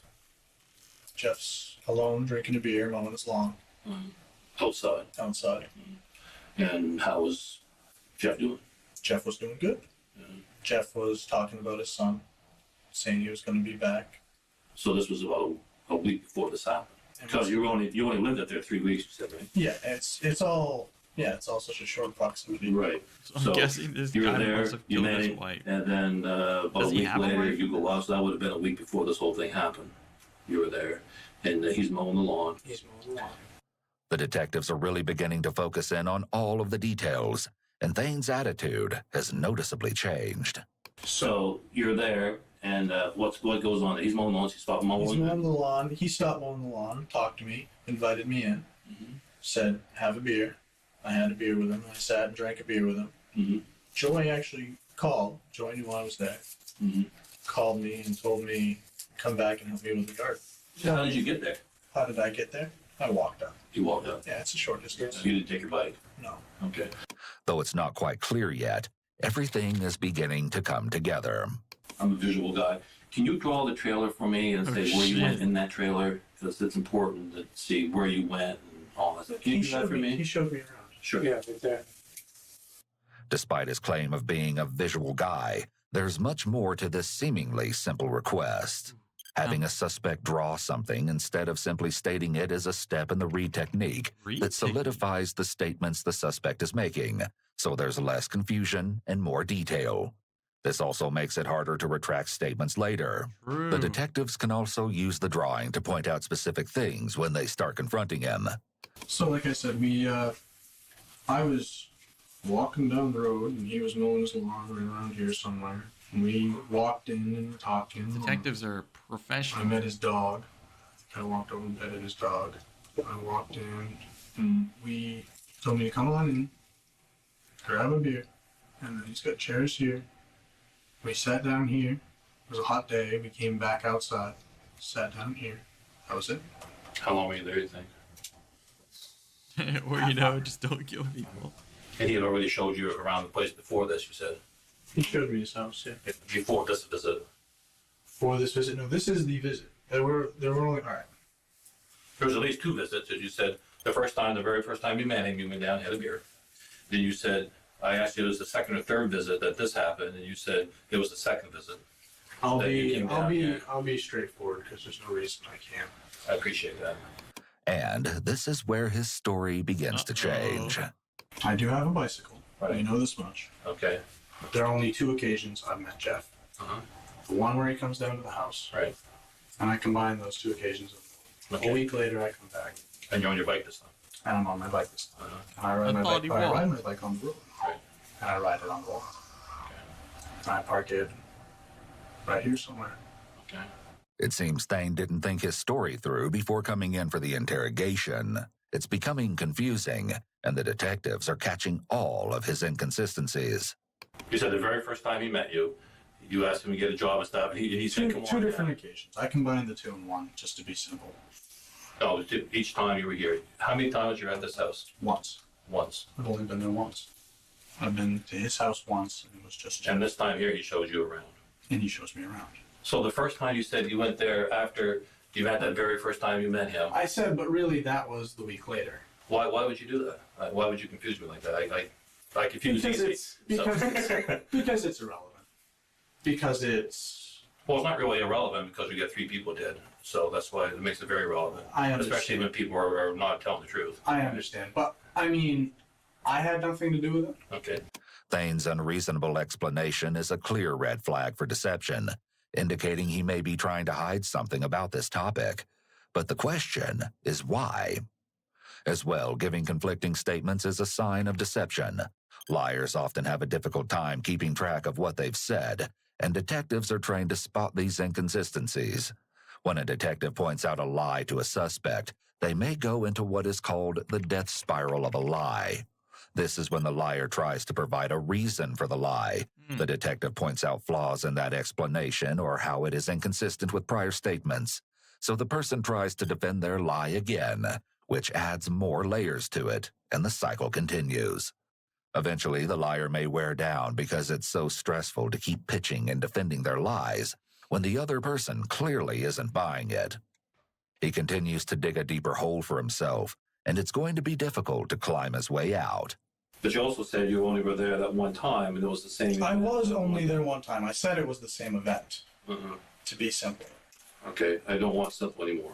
All right, I want straightforward. To be straightforward, it was 2 events that I met Jeff Ryan. Okay. Once where he came to Bob and Joy's, and I did not go to his house that day. All right. A week later, I come back to double check with him. Then there's the question about the bike. When was the bike ride when you were up the driveway? Because we found bike prints up there. That's why when I asked you the other day if you had a bike, you said no. Today I asked you if you had a bike, you said no. Yeah. Now I'm confused. Why didn't you tell me you had a bike when I asked you? Why didn't I tell you I had a bike? Because There was all bike prints there. I heard stories about biker gangs, and I didn't want to be confused with... No, I asked you the other day, pedal bike. Yeah. Pedal bike, okay. Pedal bike. Yeah, I have a pedal bike. Right. Now that excuse is so unbelievable, it's almost comical. Serious. The question is, does Thane think that the investigators are buying it? As the detectives are now entering the more intense phase of the interrogation, they will be confronting Thane on inconsistencies using the evidence they have not yet revealed to him. So you only went up that only up that drive on your bike one time? One time. Okay. Why are we finding a couple different trips up through there and another trip through the woods on a bike and footprints going through the woods? Why are we finding that? Are you confused and maybe you forgot a time that you were up in there with the bike? Because we got your path there and the canine and all that stuff. I mean, did you forget that? It's okay if you did. Seriously. I'm just trying to see when we back. He's here coming out in front of that. You forget that? No. I wouldn't be able to keep a straight face. I've just gone over to check out the junkyard. Where's the junkyard? It's right beside Bob and Joyce. Thane is acting as if the issue is that the detective isn't understanding his story, when, in reality, it's his story that's no longer holding up. It's not uncommon for someone caught in a lie to try to make it seem that the listener is the problem, as a way to deflect attention off of their lies. You only had one beer in that house, you said? One beer. And it was a Budweiser bottle. Budweiser bottle. And you said to me the other day, you drank it all. Yeah. Okay. Thane doesn't realize it, but he's falling right into a trap. What happened then, after you drank that beer? I told you I left it on the counter in the sink. I don't recall. You left it in the counter or in the sink? On the counter or in the sink. Oh, on the counter or in the sink. You smoke. Do you have any smokes in the house? Smoke? Cigarettes. Cigarettes. Smoke any cigarettes in the house? In his house? Yeah, Jeff's house. I smoked one of his cigarettes. Was it a brown filter, white filter? It must have been a brown filter. If I told you it was white, would that screw you up? Yeah, I don't know. You said you never met the little boy. Never met the little boy. Did he want you to meet the little boy? He never made. Like, I can't wait for it to come out. He was. That's what he was telling me when we were talking on the porch. He was saying, "I hope I'm gonna go get him. You know, I think he'll be back for the summer." Though the relevance might not be clear just yet, all of these questions are important, and Thane continues to give wrong answers. But did you ever play horseshoes down in this area? Nope. The horseshoe pits are right here, right? Remember that? I didn't even see the horseshoe pits. You didn't see the horseshoe pits? Okay. When you say he showed you the house, did you go through the house? Did you take it room by room, or did you just say? Did you go down in here? No. So you've never ever been down that hallway? So there's no way in hell that your DNA is going to be down in this area anywhere? No. Is what you're telling me? That's what I'm saying. All right. And there's no way in hell that your DNA is going to be back in here anywhere? Unbeknownst to Thane, detectives are armed with some damning evidence. Yeah. They know that a fingerprint from one of the evidentiary beer bottles was matched to Thane. In addition, his DNA profile was matched to the beer bottle, as well as a cigarette collected from an ashtray at Jeff's residence. Their intention here is to increase stress and hint that they may have evidence that Thane was there, hoping it will make him lose resolve and confess. You had a cigarette. What happened to the cigarette? You smoked it, you said. I'd crawl on the floor with a bone in my I mouth. might have put the butt in my back pocket. Because you said you're kind of man, thanks for the tier 3, bro. Mwah. But you actually smoked a cigarette. 34 months. Yeah. Thank you. And have you ever been on these streets up in this area? Nope. So this event here, where you were inside, was about a week before this murder happened. Maybe 2. Maybe 2 weeks. The foundation has been built, and the detective's intuition confirms that this is the precise time to implement the first step of the Reed technique, a positive confrontation. Watch as the overconfident Thane is reduced to a deer in headlights. Never met Jason. Never met Jason. You did. Well, now we have a problem. Why? All right.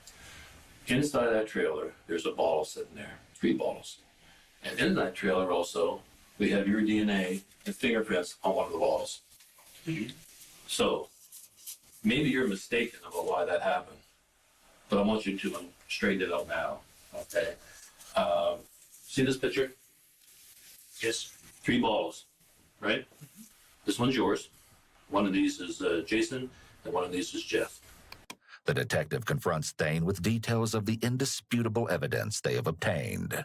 On Monday, before the murder, there was a party. People cleaned after the party, because I talked to the ones who did it. Those bottles were not there Monday night. Yeah. Your bottle's there, your fingerprint's on that matched with the fingerprint I got the other day. Your DNA is in that bottle. Explain that to me. Doesn't mean you did anything wrong. No, I mean... But I'm saying, why is it that 2 weeks ago... I set my bottle either here or here in the sink. But you see my problem. This bottle here belongs to Jason, who you never met. Whom I've never met. The beer's half full. The beer's half full. The beer's half full. I thought I finished my beer. But it couldn't have been. Even if you did finish the beer, let's say that bottle's empty. They cleaned the house after the party on Monday. That bottle would have been moved. No way in hell that bottle sat there for 2 weeks. If anything, it sat there for a couple hours. There was a party at the house on Monday, which was thoroughly cleaned up after. The detective has essentially trapped Thane with the evidence of a bottle with his DNA, because it couldn't have been from the party, due to it being cleaned up. Instead, it had to have been from after, around the time of the murders. So we have a problem with that. I need you to explain to me why it is that beer bottle's there a couple hours or at the time of the murder. If you have a logical explanation, now's the time to spit it up. It doesn't mean you did anything wrong, But we need to know why that bottle is there, why you were in that house a couple hours before the murder. Unfortunately for Thane, he doesn't have a logical explanation. That's not. That's not. No, you know. You just don't want to tell me. And it doesn't mean you killed him. All right, but it means go one step at a time. How was that? How was that bottle there? Your fingerprint from your left index finger is on that bottle, and your DNA is in that liquid right there. As we're talking to you right now, we're talking to Big Bob up in Amity, Bob and Joy. Okay. It will come as no surprise when you later see that a crucial element from Bob's account is contradictory to that of Thane's. Oh, he says that you were up there Wednesday morning, Bob, but Bob says that. Tell me about that bottle, how that bottle ended up there. You always get caught. And every time you ever get in trouble, you say, hey, you walk into the police station, here I am, this is it. That shows me you're a man of integrity, you're a very intelligent man, and the politics and all that stuff. You seem the type of guy that's very right, straightforward, and I just like, no, it is what it is. You know, it is what it is. You were there just before the murder, or when this accident happened, all right? But it was clearly no accident. The level of brutality combined with the gruesome nature of the wounds will leave no room for a claim that the killings were anything but cold and calculated. Okay, Thane is okay. This guy's You have my gross. DNA. Yes, but can you explain how, tell me about what you did while you were there. Well, I drank half a beer. Right? And with that admission, Thane's story has significantly changed. It wasn't a week or two, but rather the very day the murders occurred that Thane has admitted to being in Jeff's home. And this is just the tip of the iceberg. Tell me about Jason. You met him. This is his ball. That's his ball. Right. Did you only meet him the one time? You have an idea of his motive yet? I don't want the know. truth. Straightforward. Straightforward. During this event? During this event. Okay. What night was that? Or what day was that? Tuesday. Tuesday evening? Okay, tell me what happened. Swapping their things to negative is really How'd you getting to get you. Second My time best. you Okay. And those hated are the them. tracks. Right up the driveway. Where He was really Jeff when hates you got them there? in this video Inside. and us. What time of day was it? Yeah, You he's said it was evening. I mean, was it dark? Was it? Not Hey dark. man. Jeff was inside. Was Jason inside? Inside. Jason was inside. They Was were- the little boy inside? At the counter, having a beer. Inside, playing TV. You didn't know the boy was there, did you? The boy was so bad. I already forgot I complained about it. You didn't see. You didn't know he was there when you first got there. The detective makes use of the board once again. This is a perfect example of how drawing the scene can help to lock a suspect into their story. Now you pedal up here to bike. Where do you park your bike? Right against the car. Right there. Okay, that's good. That explains the little scratch we found there. Okay. So you go inside. You're sitting at the bar with Jason and I'm sitting at the table. life is good at this point, right? When you walked in, were they okay to see you? Yeah. I'm asking. Yeah. Okay. Yeah. And they offer you a beer. Yeah. You go to the refrigerator and get the beer. Yeah. It seems what Thane is saying so far may be true, and knowing What a this just cruises. makes the surreal situation Shit, it's only half an hour in. I can't finish this. I gotta go to bed. Damn, I didn't realize it's a whole half an hour. It's a long time. Should we try to finish it?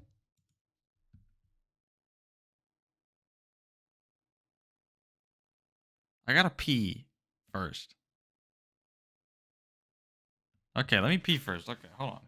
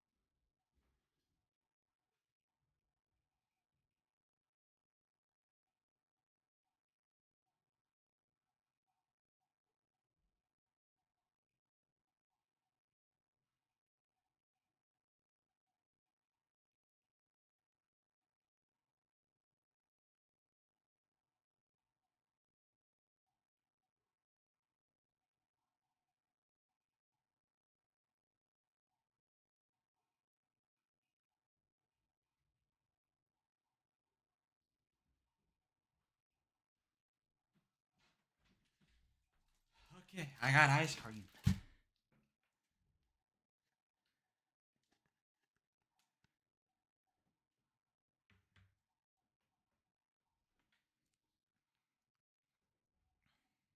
Situation that much more disturbing.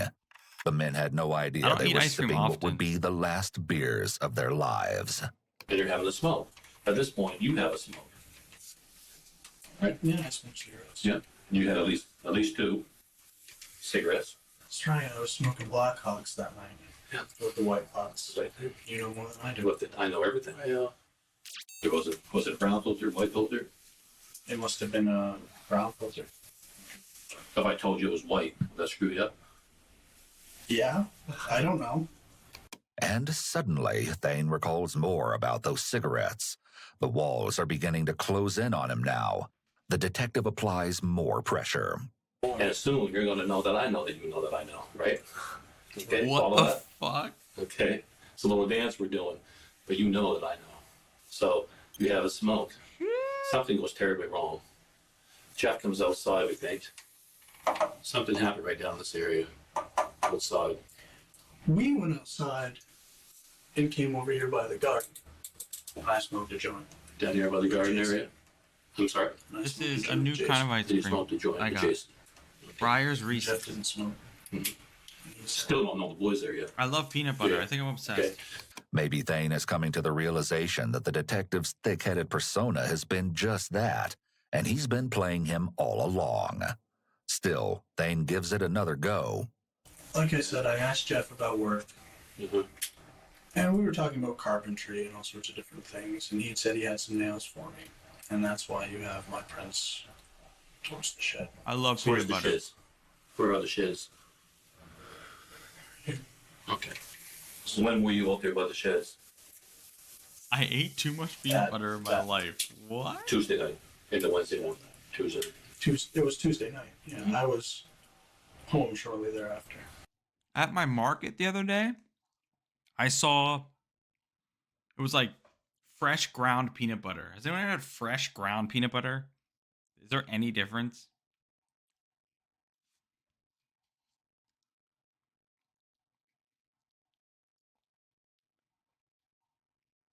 No one? But we all know that's not the case. Bang. Well, that's truth. I know you want the truth. Wait, what's But not I'm the gonna case? have to plead the fifth. Smoking. That night. Tuesday night. Yes. I have my prints. Okay. So when were you out there by the sheds? That night. Tuesday night. Into Wednesday morning. Tuesday. It was Tuesday night. Yeah, I was home shortly thereafter. But we all know that's not the case. Bang. Well, that's truth. I know you want the truth. But You're a I'm gonna have lying to rat. plead the fifth. Smoking. No, it doesn't. Does that mean you want to stop talking? Or? For a minute, I'm gonna Okay. get another coffee. Okay, well, no, here's what we do. I'm gonna need to take a cigarette, and if Right. you could bring me a joint, maybe. Making these requests is likely Thane's attempt to alleviate Did he just ask the detectives to give him a joint? What state are we in?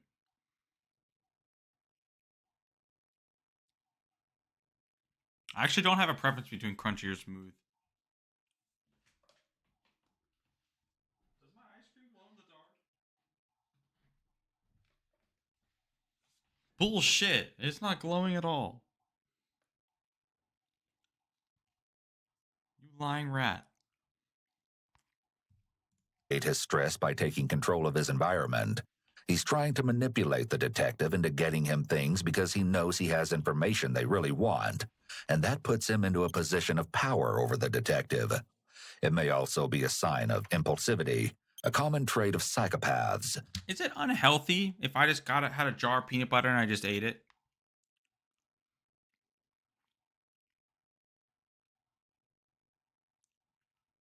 that unhealthy?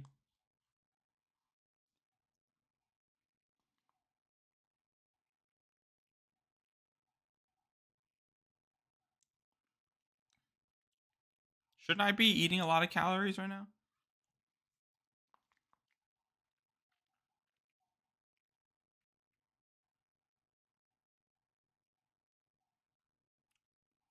since I'm gymming so much.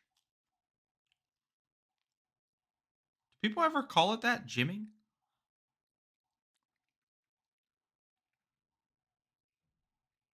I am an athlete. True. I am an athlete.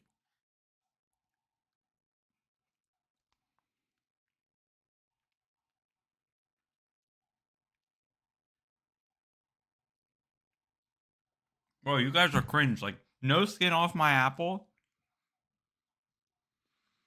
is a real saying. No one else here has heard it before. That's what you guys are telling me.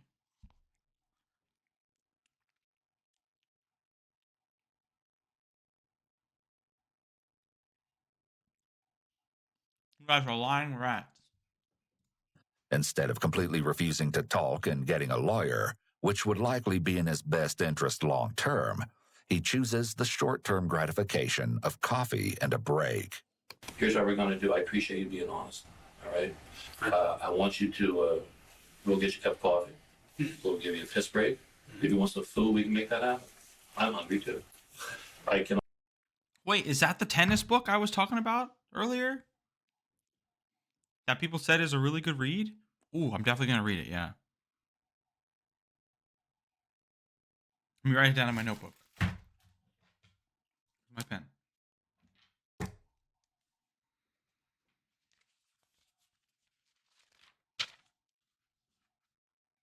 The inner game of tennis. I'm definitely going to read it. I wish there was a way for me to read it while at the gym. I'll get you a joint. Like a podcast or like an audio. I can get you a beer. Trust me, I want. I don't want a joint. I do. I do want a joint. Yeah, if I could give you a joint, I would. All joking aside, the detective lays everything out for Thane. This will give him something to contemplate during his upcoming break. You know that I know the truth.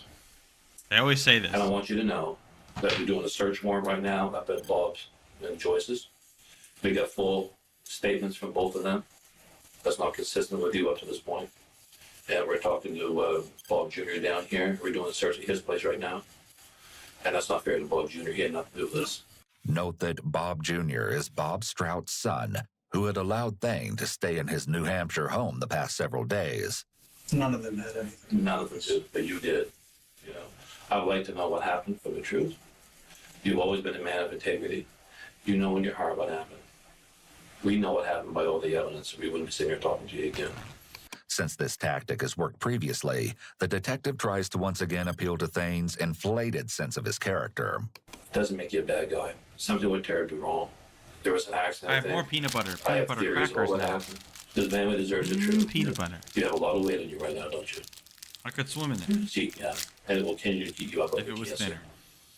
You're not the first person I've talked to who's done something like this. And it eats them up. And believe it or not, people have told me that after they finally spit it out, they feel so much better. I was thinking the same fucking thing when they said that. When he said inflated sense of character, I was like, that sounds like game players. There definitely could be some truth behind the detective's statement, but it's an attempt to appeal to any feelings of remorse that Thane may have.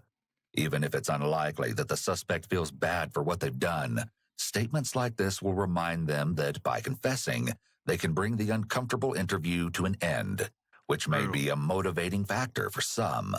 I don't think you're a cold-blooded killer that is without killing people. You know, I don't think you woke up in the morning and said, oh, let me go kill 3 people. You're responsible for this, right? I won't say. Okay. Why don't you go have some, we'll get a cigarette break. We'll talk some more. It's possible. And it's going to be okay. All right? You're doing the right thing. You're a good boy. You're a good man. You know? You're not a boy, you're a man. And no, don't call me that. You don't think you're a man? Not earned, not deserved. Well, mistakes happen. Like I said earlier, my dad always told me that's why they put erasers on pencils. Perhaps I do need a lawyer. Okay. Go have a smoke, we'll come back and we'll finish this up. They leave the room for a break and return several minutes later. And during this time, a complete transformation has occurred. You're about to meet a new Thane, and the stark contrast between this version and the one you encountered previously is particularly shocking. Let's see. Did you bring your coffee? When he gets back in here, I'll go get you one, alright? Do you actually want coffee though? Yes. Okay, I'll get you one in a minute. As the tears stream down his face, he looks more like a scared boy rather than the responsible, righteous adult that he initially presented himself to be. In addition to the tears, we also see that Thane is rubbing his face and rubbing his hands together. Both are adapter behaviors, indicative of anxiety he is clearly feeling. However, it's possible that this sudden change might be a ploy for pity from the detective, a manipulation tactic. Or it may even be that Thane now realizes that he's been caught, and this display of emotion is because he knows he can't escape. This is the first time I've cried. Yeah. Let it out. It's a lot to absorb, buddy. It's a lot to process. Bite your lip? I'm gonna go get him his coffee. No good. Hey, buddy. Huh? Drew, can you just week early? Drew. What a weak I want champ. you to know that I'm here for you the best I can When was be. the last time you cried? I'll be honest with you guys. The other day. So I've been having a really rough past, few weeks especially. And it felt like I really needed to cry, but my body literally cannot cry. So I tried to get myself to cry by watching stuff that's choked me up before. Almost cry. It's almost I feel like there's a tension in me because I can't, you know what I'm saying? But yeah, so I tried, but I couldn't get myself to cry. I don't know why. I mean, I feel like I know why. I feel like it's a childhood thing. Or a societal...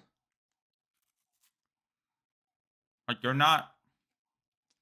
I feel like growing up, you're just told not to cry if you're a guy.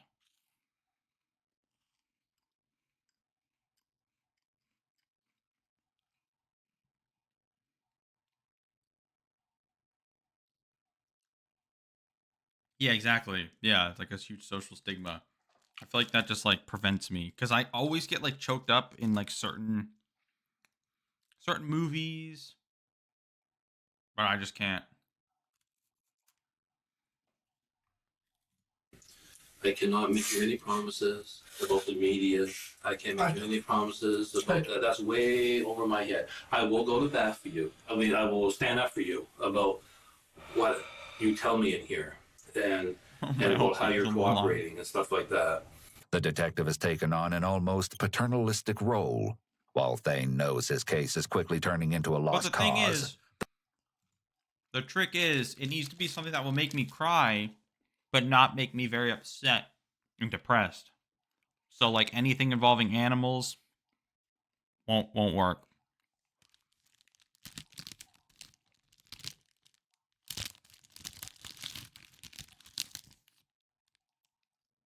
You know what I'm saying? The detective knows he still needs him to be comfortable enough to keep talking. They still have many questions that need to be answered. Thane noticeably responds to the compassion the detective displays toward him. We know that Thane claims he was removed from his mother's care at age 12 due to alleged abuse. Since he told the detectives about this, they likely know that he will respond well if they treat him with kindness. His behavior so far has been consistent with long-term consequences, which could be present in some victims of childhood abuse, such as difficulty regulating one's own emotions, anger issues, and/or mental health problems, and substance abuse and/or violent behavior. With that in mind, the detective delves back into the process of seeking the truth behind the killings.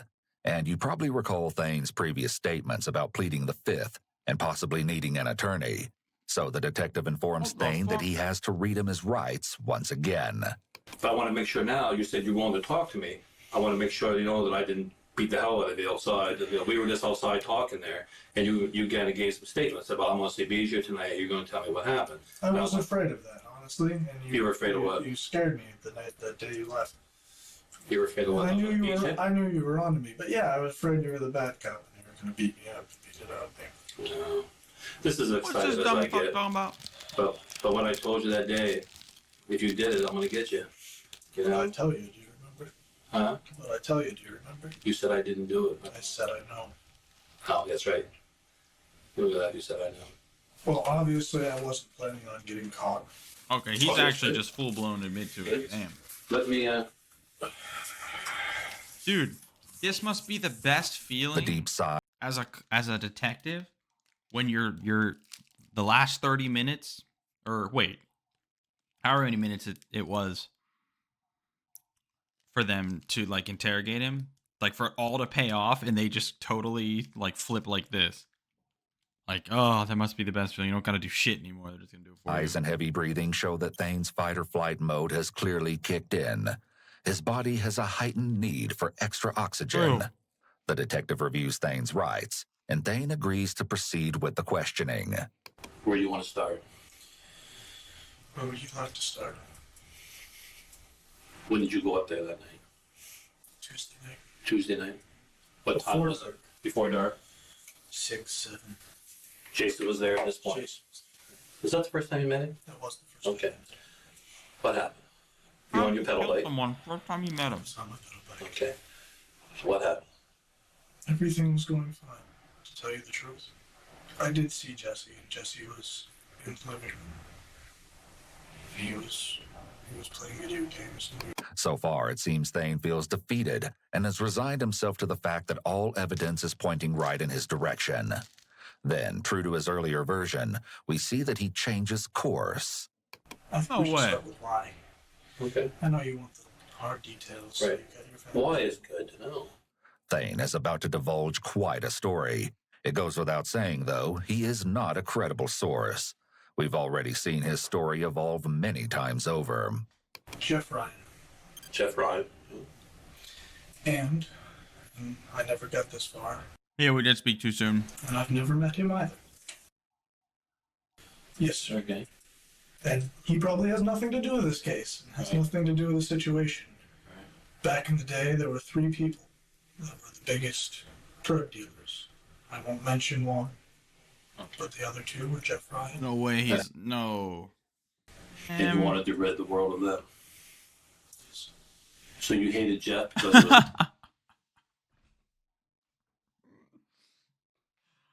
Never mind, he's fucking brain dead. Oh my goodness. He thinks he's a fucking superhero. I mean, he thinks he's a... Oh, yeah, he thinks he's a hero.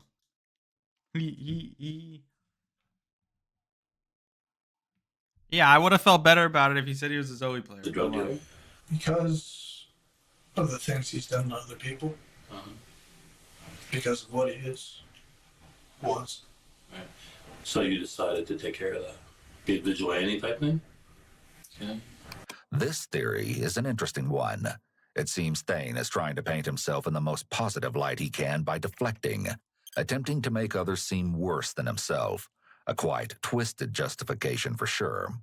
I'll tell you what I know about Jeff Ryan, even though these are things I've known without meeting him. Uh-huh. And you knew this from cameras, then? I've known this from all sorts of people in my life. Okay. You thought that he was a drug dealer. I know he wasn't doing much now, Right. but I know He's actually brain dead. Mm-hmm.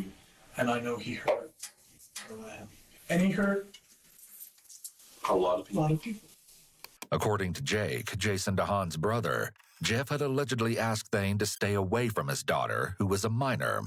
Though this has never been confirmed, there is speculation that this may have been Mariah, Bob and Joy Strout's granddaughter. Though these claims have never been verified and are pure speculation, there is a possibility that this may be another layer to Thane's relationship with Jeff, or could even possibly be another alleged motive for the killings. It could also potentially explain why Thane felt the need to mention to detectives that Jeff allegedly hurt Mariah. And I don't believe in what he does, because I don't believe in, I smoke weed, but I don't believe in drugs. For someone so intent on painting himself to be a man of values, he definitely strayed from that character when he killed 3 people, especially when one of them was a child. That's one of the baffling things about individuals who commit murders like these. They do an obviously wrong, often horrific thing in the name of something they consider to be right. They even feel justified doing something immoral in order to defend what they believe is moral. Or at least, this is how Thane is attempting to portray It's the really situation. mind-blowing, isn't it? He displays some key traits of individuals with antisocial personality disorder. His actions demonstrate... Kinky, I didn't want to say it because I didn't want to get canceled. But I'm glad you said it. I didn't want to get canceled, though. I was going to say, like, you know, religion. I was going to go down that path. Because that's the first thing that popped up in my head when he was saying this stuff. Dude. I'm not going to go down that whole thing, but, like, just going to say religion sometimes, a lot of the time, like,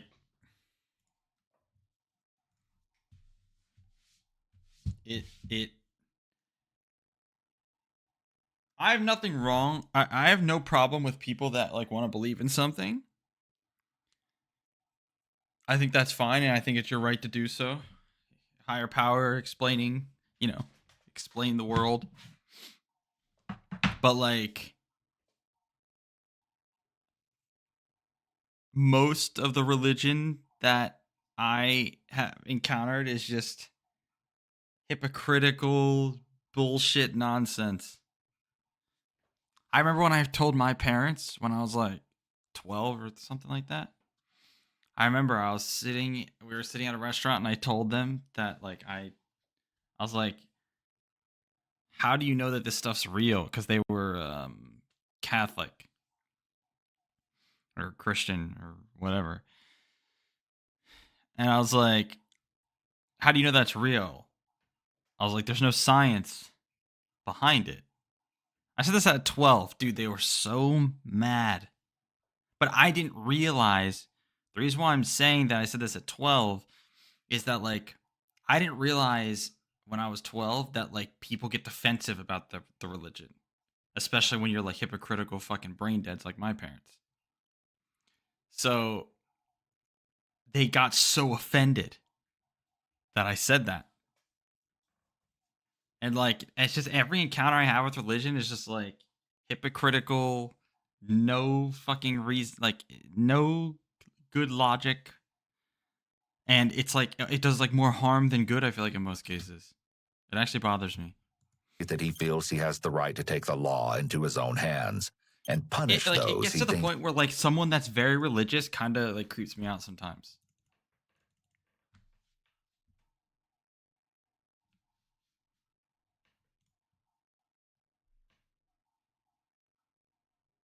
Because, like, to be so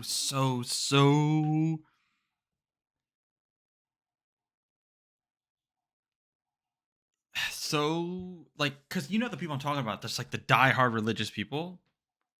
I feel like to be that, I don't know the word, but, like, ingrained or that what's the word? I guess, yeah, zealous. I don't know, just like that.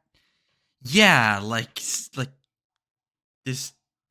It's just weird. It makes me feel like there's something off about them. Like, it's super weird.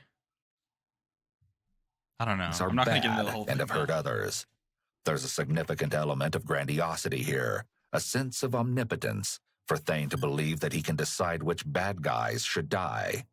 Grandiosity is the key word with Thane, from his trying to present as highly intelligent to believing he can take the law into his own hands.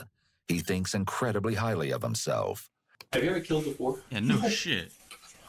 I have to ask. And one of the reasons I asked, you're very proficient in what you did. Where did you learn this? That's just it. That's another thing that we're curious about.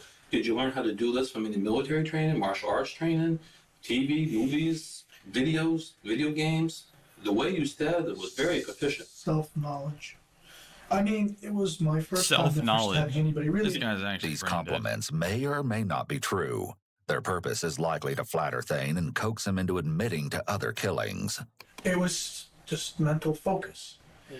And I've studied this guy actually thinks he's John Wick IRL. Things that I shouldn't have studied. So, and you're right, I wanted to be a Marine, and no one taught me anything. I know a couple moves. Yeah.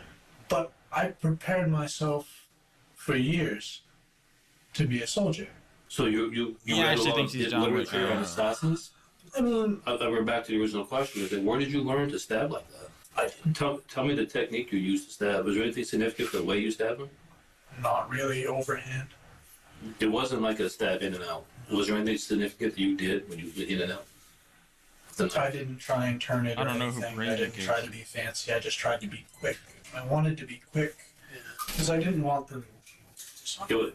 Despite his insistence that he is a moral He's actually person, brain dead, if this this guy. was really just about getting rid of this bad person for the betterment of the world, he would have done it when Jeff was alone.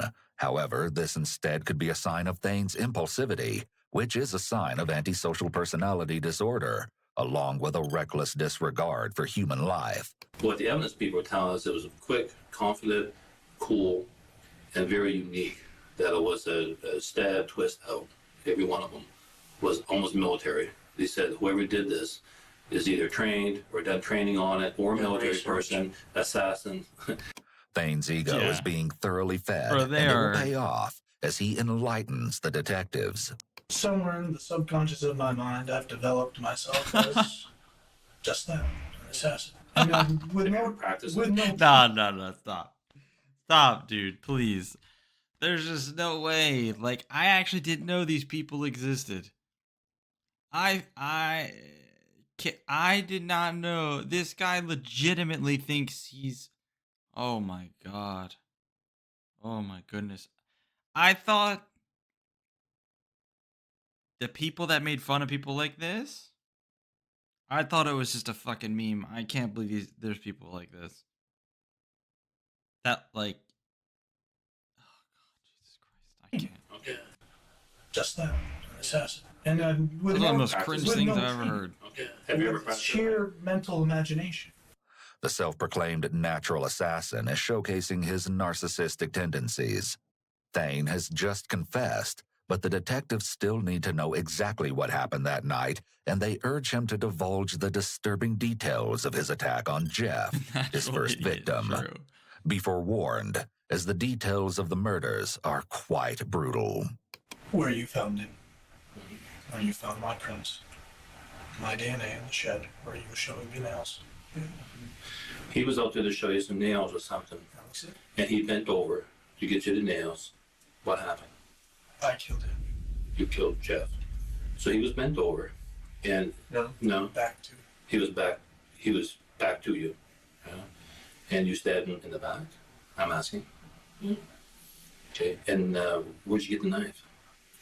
It was my own. It was a bayonet type knife. Large Knife, and that's the one you keep sharpening all the time. He's clutching his coffee close to his chest, likely a protective barrier between himself and the detective. Jason sat down next to Jesse on the couch. Right. And you guys are outside, and you're thinking, now it's time. He never said anything to you?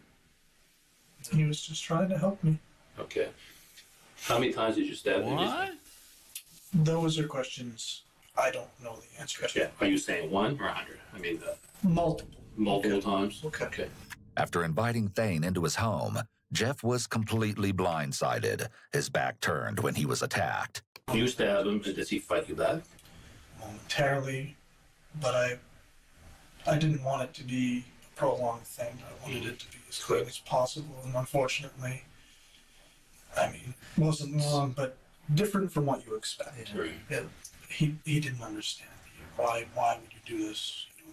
He asked you, why you do it? Stop, holy Jesus Christ, those type of words. Did you say anything to him? No. And that was where Thane's already I still don't horrendous know why he plan did took an even more sickening turn. I knew that I couldn't just leave him there with two people who just saw me. Obviously, this is premeditated murder, is the term you used for it. Did you go there planning to kill him? Yes. You did? Okay. All right. I'm in a mode. I'm scared, and I have to finish what I start. Mm-hmm. In my mind. Sure, he was It stopping the was drug lords from taking a over the job. world, yeah. It was like a hit to me. And they were on the couch. I stabbed Jason and just here into the back room. So I chased Oh, this Jesse. is fucked up. It was the quickest. He just said he was scared. Oh, Any please. conversations with the little boy? Oh, he just said he was scared. He said he was scared. Okay. And how many times do you think you stabbed him? Well, I heard on the news 5, so I'm assuming. Where on his body did you stab him? Bro, From the back. on. How was he positioned? You remember the little boy? He was Man. behind his door. Behind his door? Is he laying on his back or his stomach? He's laying. Bro, I swear, being a detective, do you think you get, what's the word? Like, used to it? Desensitized to stuff like this as a detective, hearing this shit? I feel like it's impossible. I feel like it's so fucked up, there's no getting desensitized.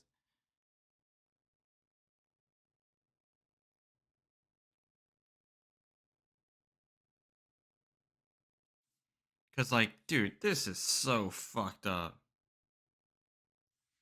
Having to listen to people say this shit. He's laying on his stomach? And talk about it like this. Up on his knees. Up on his knees. Thane deserted the body of the little boy and made his way back out to the living room. And there, he found that things were definitely not how he'd left them. You come out to check on Jason, and he's gone. And yeah, he's gone. He disappeared. He was out of my sight. What? So I ran down, and I'm looking at the road.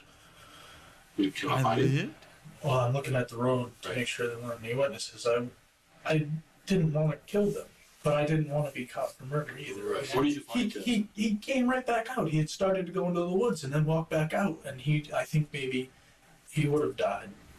Thane had already stabbed Jason multiple times as he was seated on the couch. I thought he wasn't making it out of the house. Somehow, while Thane was ending Jesse's life in the back bedroom, Jason had mustered up what little strength he had left and escaped the house. And I chased him down the road, and that's why he was in the ditch. Okay. You pulled him into the ditch? Yes. Okay. And does he say anything to you as he's trying to get away from you? Yeah, he didn't understand, because obviously I just met him, and there was no reason to him. You really only met his very first time? It was really the first time I met him. Yeah.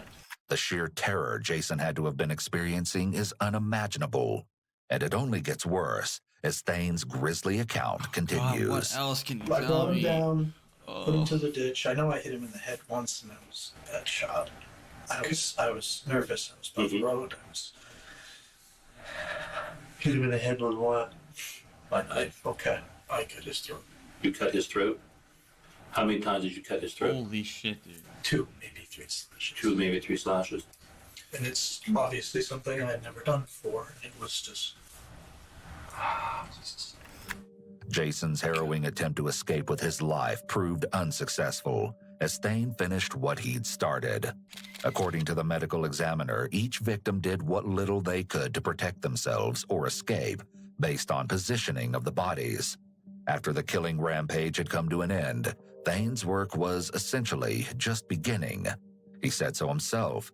He hadn't planned on being caught, and so began the next phase. Okay, so now all 3 people are dead. What do you do with that? This is so fucked. Picked up my tracks. Thane gives an account of his amateur attempt to remove all potential evidence within the home. Okay, so now you pick up the best you can, you clean up the kitchen area and stuff. Where do you go from there? You take the pickup truck, and where do you go? To the bike on the back, you said? Bike on the back. And I ended up going over to the junkyard, and I ditched my bike. Then someone else entered the picture. Bob told detectives that Thane came through the woods located by his residence, and he was covered in blood. Thane allegedly stated that he'd killed them all. Bob then claimed that Thane threatened to kill Bob's family if he didn't help him. We'll likely never know what words were truly exchanged, but there's no question that Bob was an integral part of the events that followed the slayings. Though we can't be sure, it seems he wasn't aware of Thane's plan prior to the commission of the heinous acts. He says he sees you covered in blood. He says to you, what the hell happened? And you told him everything that happened. And I know you don't want to get Bob involved. Bob's already told us. Yeah. Okay. I told him right after I did it. You told him right after you did it, right? Why? Why did He was shocked. He was shocked. What did he say to you? Not much. I just asked him to bring me some coffee. And he told me to stay away from the house because I was covered. Thane then reluctantly admits that he drove Jeff's truck to Tamara Strout's home, located in nearby Weston. Does he kill another You person? went to Tamara's to spend the night with the pickup truck down there? Or where'd you leave the pickup on? Where was Tamara doing all this stuff? Tamara knows, right? Tamara knows you did this? That following morning, Bob appeared at his daughter Tamara's vacant house, where Thane was staying. He brought me a pair of clothes. Were you surprised that he showed up with clothes? Or was that part of the plan? No, I was surprised that he came back. Yeah, I wasn't expecting. He wasn't expecting. I was sleeping. He thought he wanted to change the clothes. I was covered in blood. Right. What was Bob's role in this thing, if you will? No. I mean, simply that he knew. He didn't want to see me go down for it, and that's all. Wait, so what happens to Bob here? Did he tell you we have to go burn the truck now, or was that your idea? Or did he say we got to get rid of that truck, or is it a we thing now? No. I had to get rid of the truck. He just gave me a ride. He just gave you a ride. Trying to nail down a charge of hindering arrest or obstruction of justice for Bob, the detective is probing for what other involvement this possible accomplice may have had in aiding in Thane's crimes. And with his next statement, the detective gets the answer he's looking for. It was, you probably should get the out of here. So what he said? Honestly. Yeah, that was one honesty. He told me I should skip the stay, burn the truck, burn the house. I'm confused a little bit about how that happened. He gave me a ride. Mm-hmm. Obviously, I drove the truck. Did you get gas somewhere that morning? Where did you get the gas? Jesus, you dumbass Bob. You burnt the truck, and Bob gave you a ride to the truck with the gas? I mean, because we had somebody who saw you bringing the gas in, like with a white jug or some type of a jug, and you were like, walking in, don't want to spill it. When you burnt the truck, it was around noontime Wednesday, way before we found the bodies. So where'd you go after you burnt the truck? After burning the truck some 15 miles away in the town of Weston, a crucial event took place. Part of Thane's process of getting rid of evidence, or so he thought. When was it that you threw your knife in the pond? On the way back. On the way back from burning the truck? On the way back from Danforth after burning the truck. After the burning truck. Can you tell us where that pond is? You don't know, or you can't tell us? It's in a swamp. Bob's taking us now to that swamp area. I want to make sure that we want to find that knife, obviously. True. I mean, I know it's evidence, but if I'm admitting my guilt. But we would like to have full closure. So. I couldn't tell you where it is. I might be able to show you where it is. The detective, who has mostly been observing and taking notes, now asks an important question, one that brings this case to an even more hideous reality. You had killed Jeff, Jason, and Jesse. Jesse is Bob's grandson. It's important to note that Jesse is not Bob's biological grandson. Bob's daughter Tamara had a teenage daughter with Jeff, but Jesse's mother was a woman named Jamie Merrill. Given how the detectives are referring to Jesse as Bob's grandson, he may have still treated him as such, though this has not been publicly confirmed. How is it you feel that his wanting to help you out outweighed the death of his grandson to the point where he didn't feel as though he should turn you in? What do you think made him not want to do that? It's hard telling. Yeah. I mean, I've only known Bob for so long. And he gave you a ride down to burn that truck. And he was with you when you threw the knife out. Yeah, he killed the kid. What he says. Yeah. You know, what's the conversation like between you and Bob at this point? He needed to know from me that I had learned a lesson.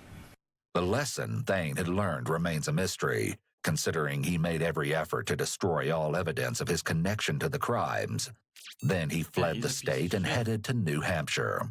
Did you call Bob Jr. down here to say, can I come down there and hang out? They talk all the time. They do. He talks with his mother all the time, and we had already put in prior to that I might go down and, we knew he was looking for a roommate. Bob drove you down here.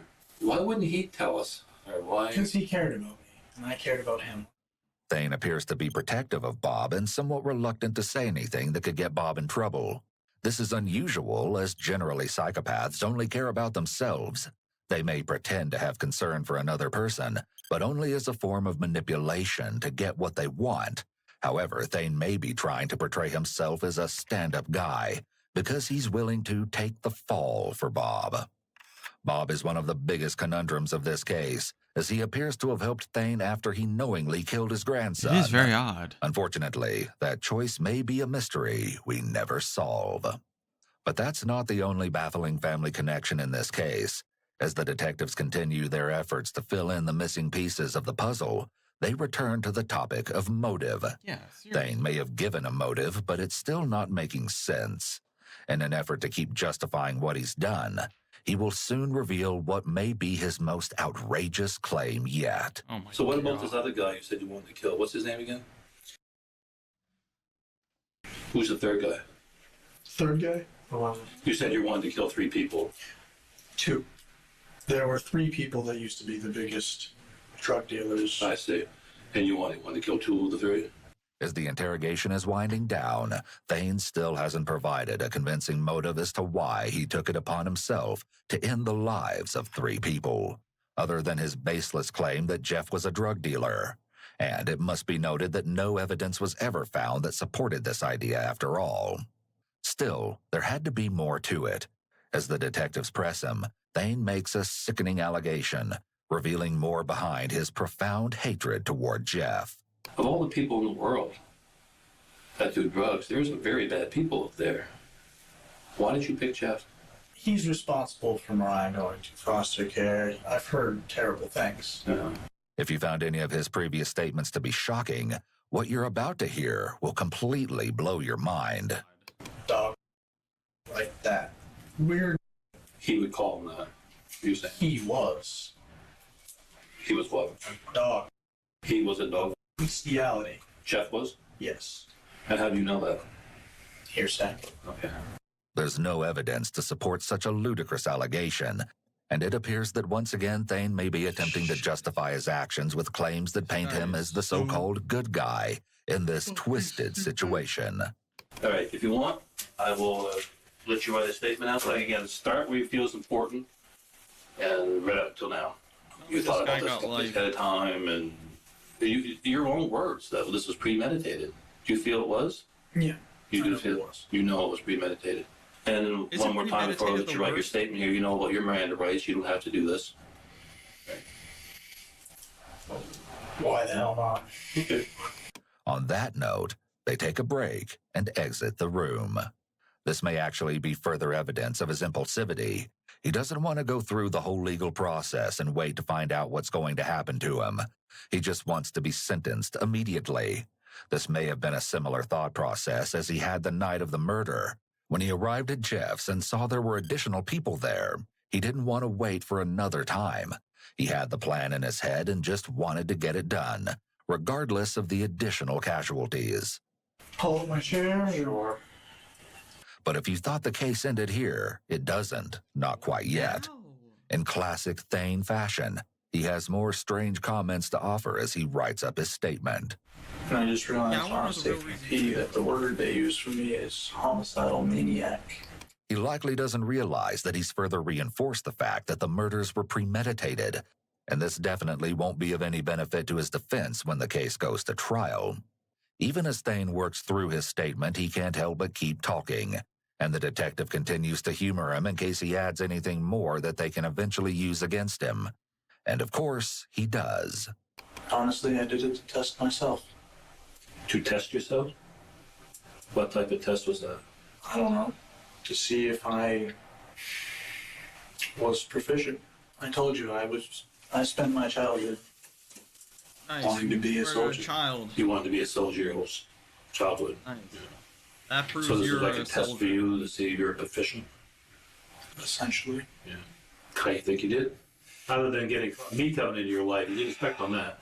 Had I worn gloves, had I spent the time, retraced my checks better, had I burnt the house down, you might not have been here. You might not have never caught on to me. You said it yourself.